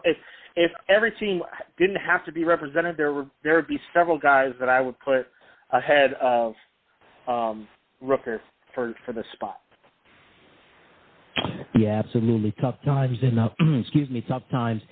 Oakland right now, certainly. And man, a franchise that was once so proud and so many great Hall of Famers now it's come to this, unfortunately. But Brent Rooker making an all-star team for the Oakland A's at the designated hitter position. All right, let's get to the pitchers, and we've got Felix Bautista representing the Baltimore Orioles. This is his first all-star appearance. Also, we have his teammate, Yennier Cano, representing the Baltimore Orioles. This is his first all-star appearance. And Luis Castillo from the Seattle Mariners. Oh, man. You talking about arriving with the trade deadline that happened last year, coming over to Seattle from Cincinnati. I mean, Luis has been throwing the high heat and then some. Give me your thoughts on those gentlemen making an all-star team. Well, let's start with the guys from Baltimore. Bautista and Cano have really quietly under the radar, developed a 1-2 punch at the back end of that Baltimore bullpen that is hard to compete with. It's hard to find another 1-2 punch in baseball right now that's as good as these two guys. And that's one of the reasons why Baltimore – there's several factors why Baltimore is where they are right now, but one of those reasons is once it gets past the seventh inning, if you're not winning against Baltimore, you're not going to win because these guys come in, they shut the door, they shut it down, and it's over. And so no surprise that, from me at least, that these two guys got the all-star nod. Man, they're a 1-2 punch at the back end of a bullpen that is second to none. So it's great to see them get recognized for that. And then Luis Castillo, for years, has been one of my favorite players that is not on my team. There's a handful that I watch that are not on my team, and this is one of those guys. I love a guy like Luis Castillo who can run up a fastball at 97 miles an hour and then throw a changeup that looks the exact same but takes 10 miles an hour off of it and makes you look silly. And Luis Castillo is that guy. He's had one of the best changeups in baseball for the last 5 or 6 years.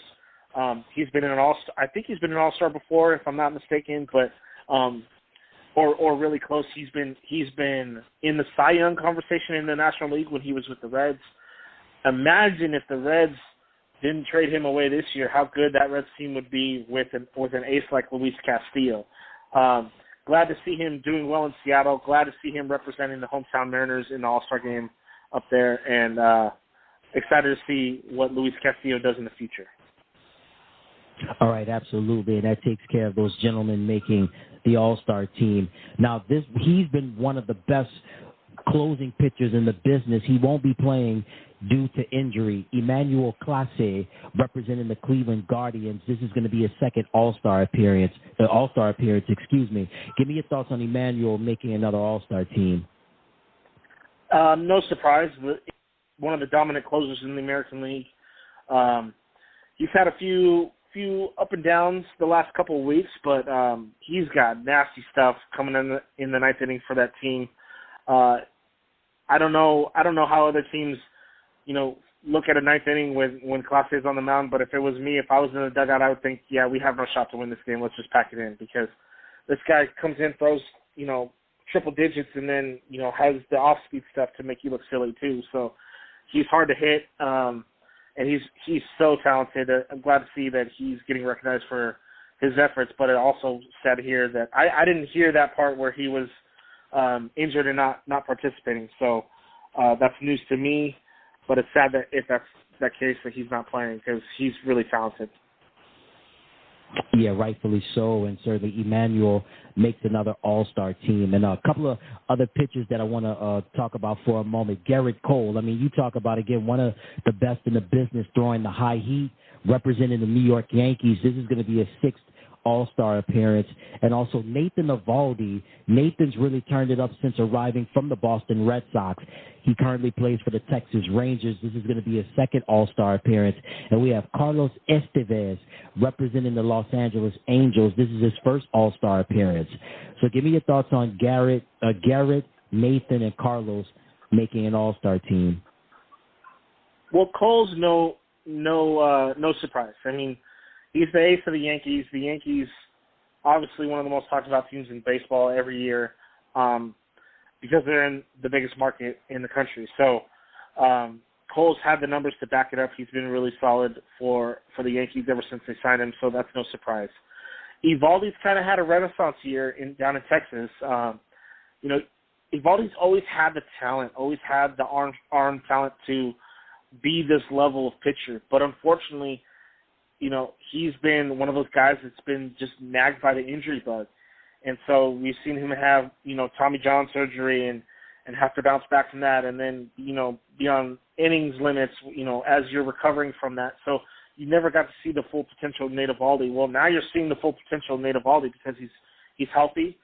He's on a good team that produces runs for him, and he's throwing the ball well. And he's one of those guys that gets it up there near triple digits and then just has an arsenal of stuff that is pretty wicked. So I'm glad to see Eovaldi, step into the talent that, we all knew he had. And then Carlos Estevez is one of those guys who, if you aren't a fan of the team, you don't really have the name recognition, but he's the closer for the Angels. And I think when he was snubbed the first time around, I think this guy's the injury replacement for Clase, if I'm not mistaken. But Estevez has been perfect for the Angels in save situations this year. And that's hard to do, because when you come into a save situation, it could be a 1-run save situation, a 3-run save situation. You can come in with a 4-run lead and the bases loaded. It's still a save situation. So there's all sorts of save situations that come your way. You might have a runner on third when you come in for your save situation, and if you give up that run, that blown save comes to you. So the fact that he has 0 blown saves for the year, has converted every opportunity that the Angels have given him, is why he's on this team, and he's been really solid. Especially, you lose a guy like Raisel Iglesias, who was one of the best closers in baseball. You lose him to Atlanta, and then you replace him with Estevez, not really knowing what you're going to get, and he turns into an all-star. So that's a good find for the Angels, and glad to see him on this team. Rightfully so, and again, congratulations to Garrett, Nathan, and Carlos on making the all-star team. A couple of other pitchers I want to talk about just briefly. Sonny Gray, representing the Minnesota Twins, making his third all-star appearance. Also, we got Kevin Gausman from the Toronto Blue Jays making his second all-star team. You talking about throwing the heat. Kevin brings it like no other. And we've got George Kirby representing the Seattle Mariners making his first all-star team. So give me your thoughts on Sonny, Kevin, and George making the all-star team. Well, Sonny Gray is having an under-the-radar Cy Young type season.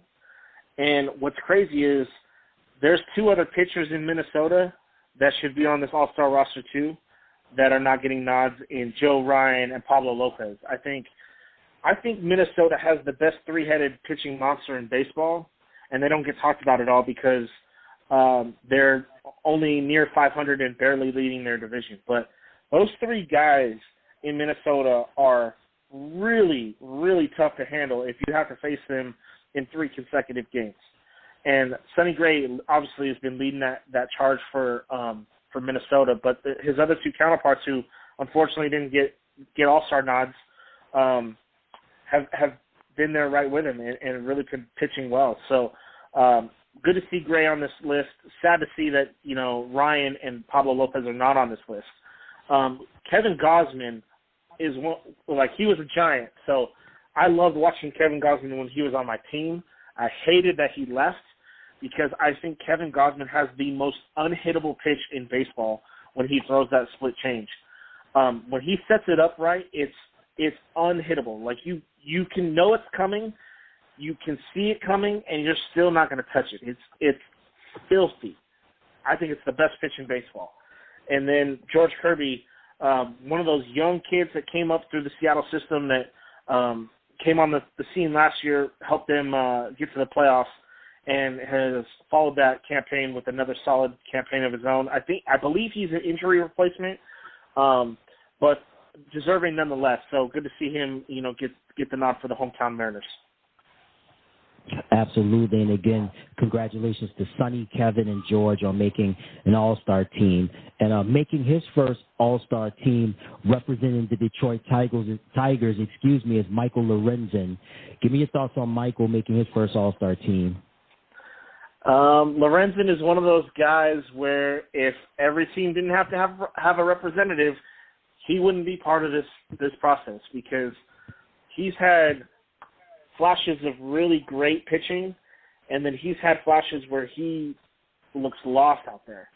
But the entire Tigers organization looks lost at this moment. I mean, Javi Baez swings at pitches that are 3 feet out of the strike zone, and you're sitting there scratching your head like, what are we doing here, guys? Are we playing baseball? Because the Tigers don't seem to know what's going on in Detroit, and unfortunately for them, they have to send somebody. It just happens to be Lorenzen, who has shown flashes of greatness, which I believe is why he's been chosen. But it's a head scratcher for me. I think I could have gone a couple of different ways if I had to pick somebody from the Tigers. Maybe, like they did with Pujols last year. Maybe bring Miguel Cabrera on for like a farewell tour type thing, But, I just don't see why Lorenzen was chosen. And I struggled to see. I would struggle to choose anybody off that Tigers team, to be honest. So you got to choose somebody. Lorenzen gets the call here. So. All right, and you put it best. The Detroit Tigers have their lone representative for this year's All-Star game, and that's Michael Lorenzen at the pitcher position. And we talk about one of the top closing pitchers in the business, Kenley Jansen. We know about Kenley during his time with the Los Angeles Dodgers, and now Kenley's currently with the Boston Red Sox. And also he had some time with the Atlanta Braves, but now he's with the Boston Red Sox. This is his fourth All-Star game. Give me your thoughts on Kenley making another All-Star team.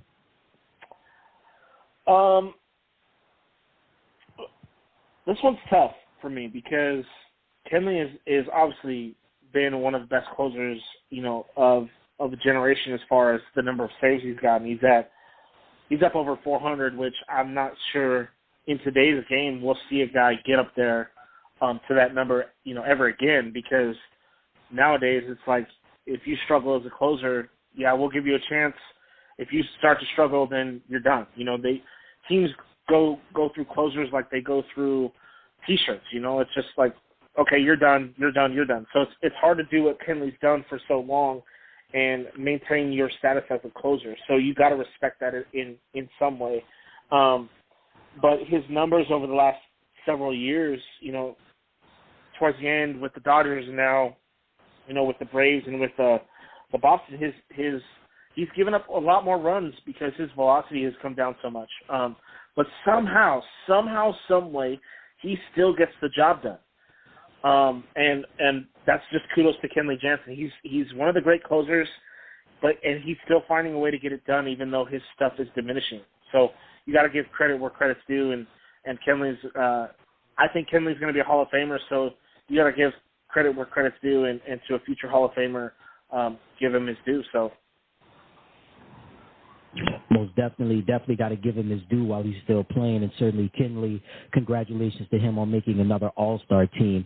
And now a gentleman that won't be playing, unfortunately, due to injury, and that's Shane McClanahan. You talk about being in the top 5 in the American League in practically every major pitching category, from wins to ERAs to strikeouts to innings pitched. He represents the Tampa Bay Rays. This is his second All-Star appearance. Give me your thoughts on Shane making another All-Star team. Shane McClanahan is the best pitcher in the American League, bar none. There is no better pitcher in the American League better than Shane McClanahan and what he does. The way Shane McClanahan goes out there and pitches a ball game should be studied by every young pitcher that's coming up through the ranks, because he comes in there, he throws strikes, he doesn't walk guys, he gets strikeouts, and then he next thing you know, you're in the 7th inning and you turn around and you still have a 0 on the scoreboard. He just goes out there and he wins. He puts his team in position to win every single time out, and it talent-wise is the best pitcher in the American League for me. I know Shohei does what he does, and Shohei's a unicorn, but if I'm talking just pitching, I think McClanahan is the best pitcher in the American League. Rightfully so, and definitely Shane's been really having an amazing first half of the year, so big ups to Shane McClanahan on making another All-Star team. Of course, we talked about Shohei Ohtani, not only selected to the All-Star game for the American League as the designated hitter in the starting role, but also as a pitcher as well.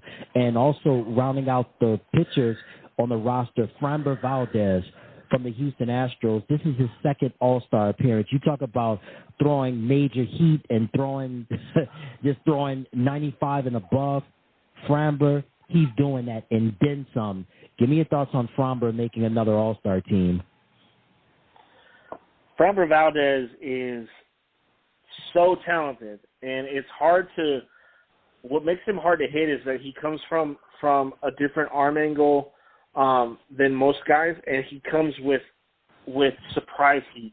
And it's when I say surprise heat, it's when you're standing in the batter's box, you see the ball coming, you see how fast it's coming, but for some reason it's got a little extra zip on it, and you can't identify where that zip comes from, but you know it's 95, you're timing 95, and you're still late.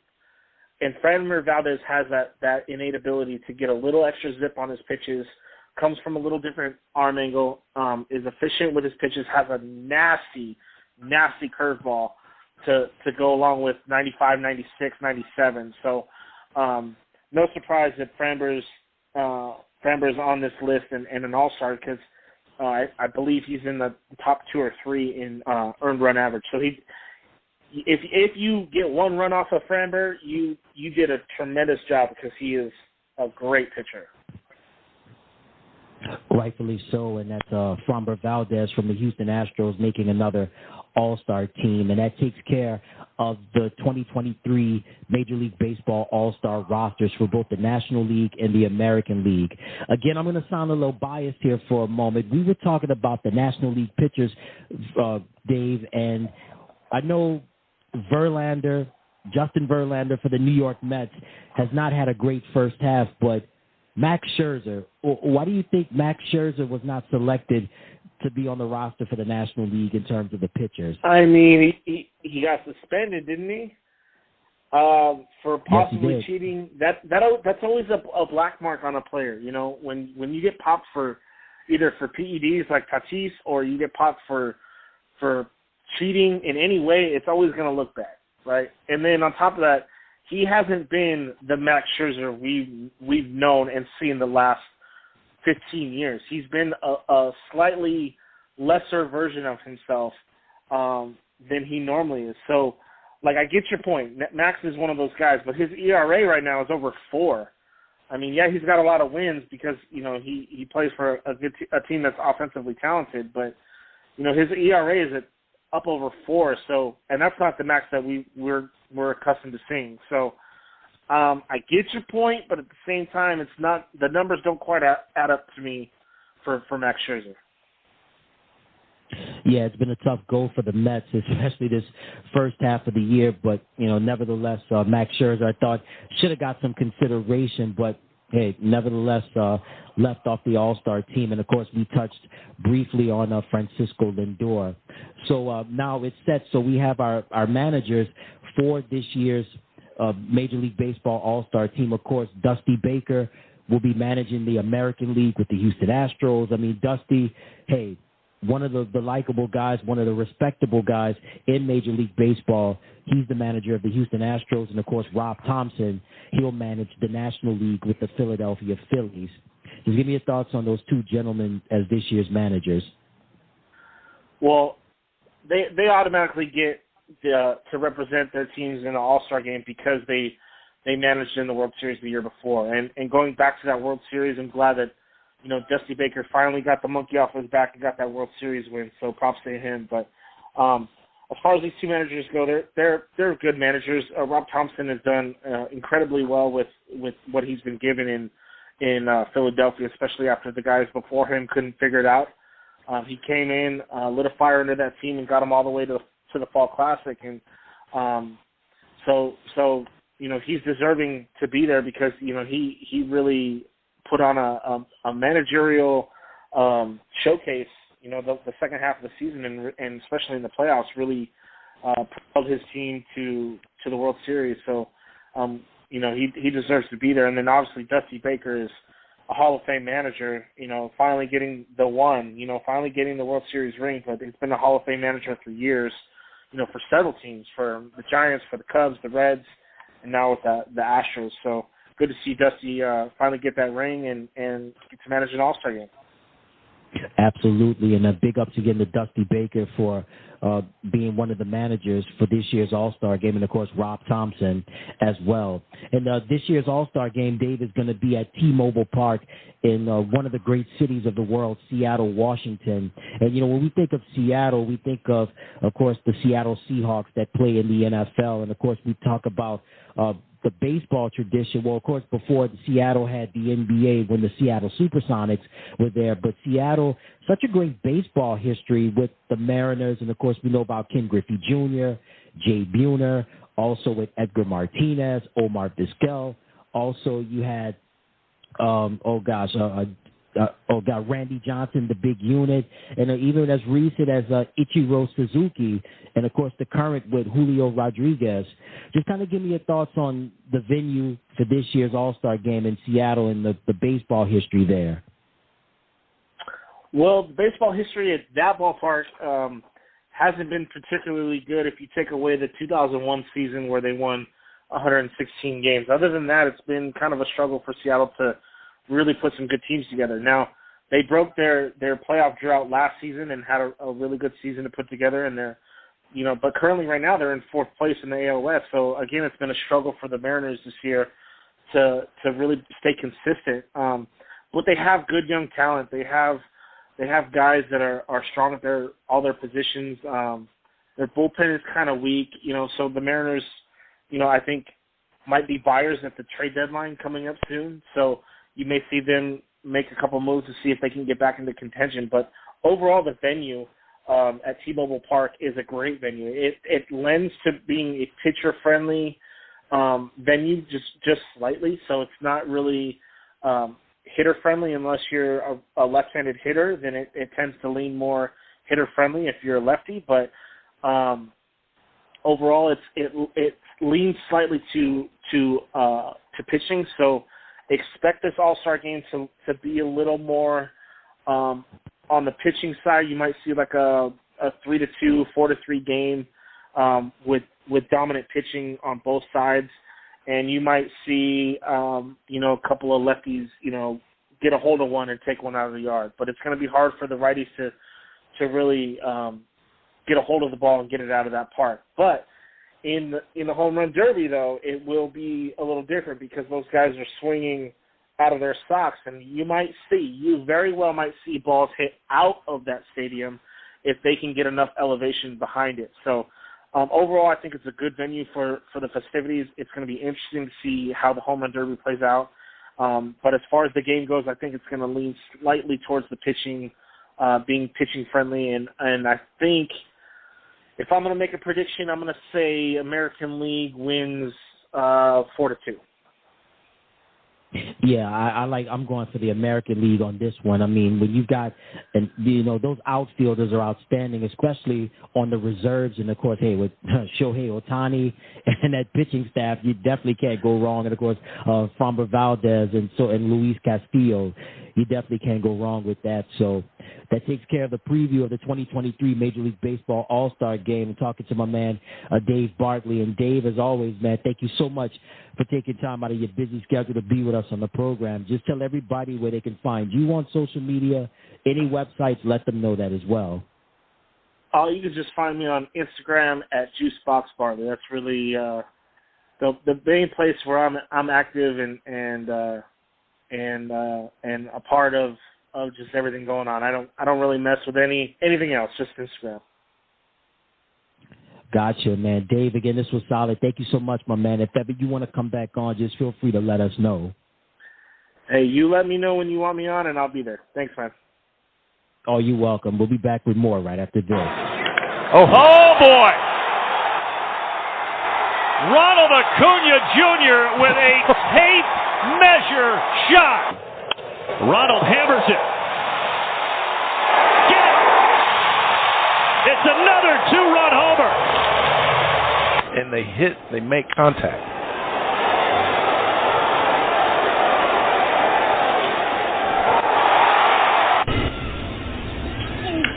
There's a deep drive to center. Way back, fire away, big boy. Off the batter's eye.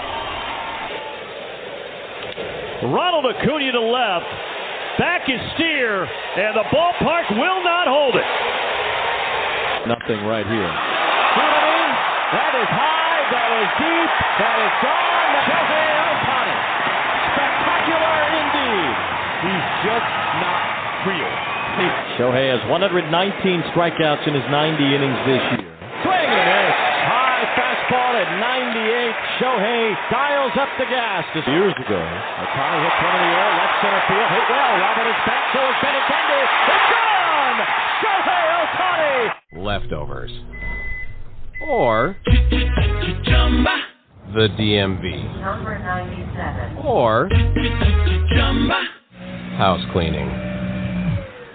Or Chumba Casino always brings the fun. Play over 100 different games online for free from anywhere. You could redeem some serious prizes.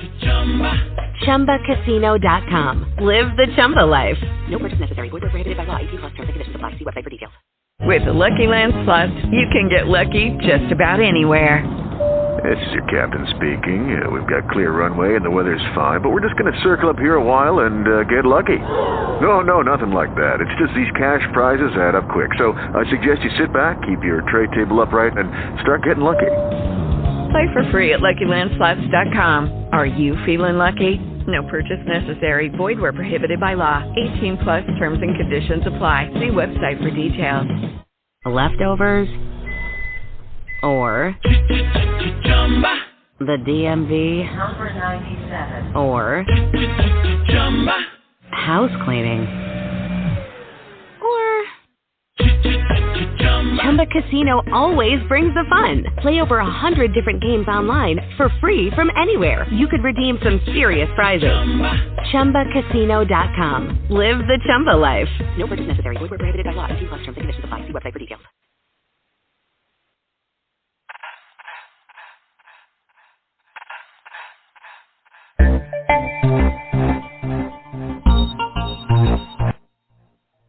All right, everybody, that's going to do it for this edition of Extra Base Hit. Once again, a big special thank you to Dave Bartley for appearing on the program as we discussed the 2023 Major League Baseball All-Star rosters in this year's All-Star Game venue, T-Mobile Park in Seattle, Washington. And until next time, everybody, I'm Matt Robinson, and you've been listening to Extra Base Hit.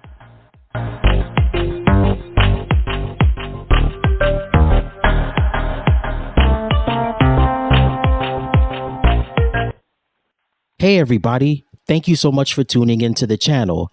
Remember to click like, share, and subscribe. Once again, thank you so much for tuning into the channel. Remember to click like, share, and subscribe. And thank you for watching.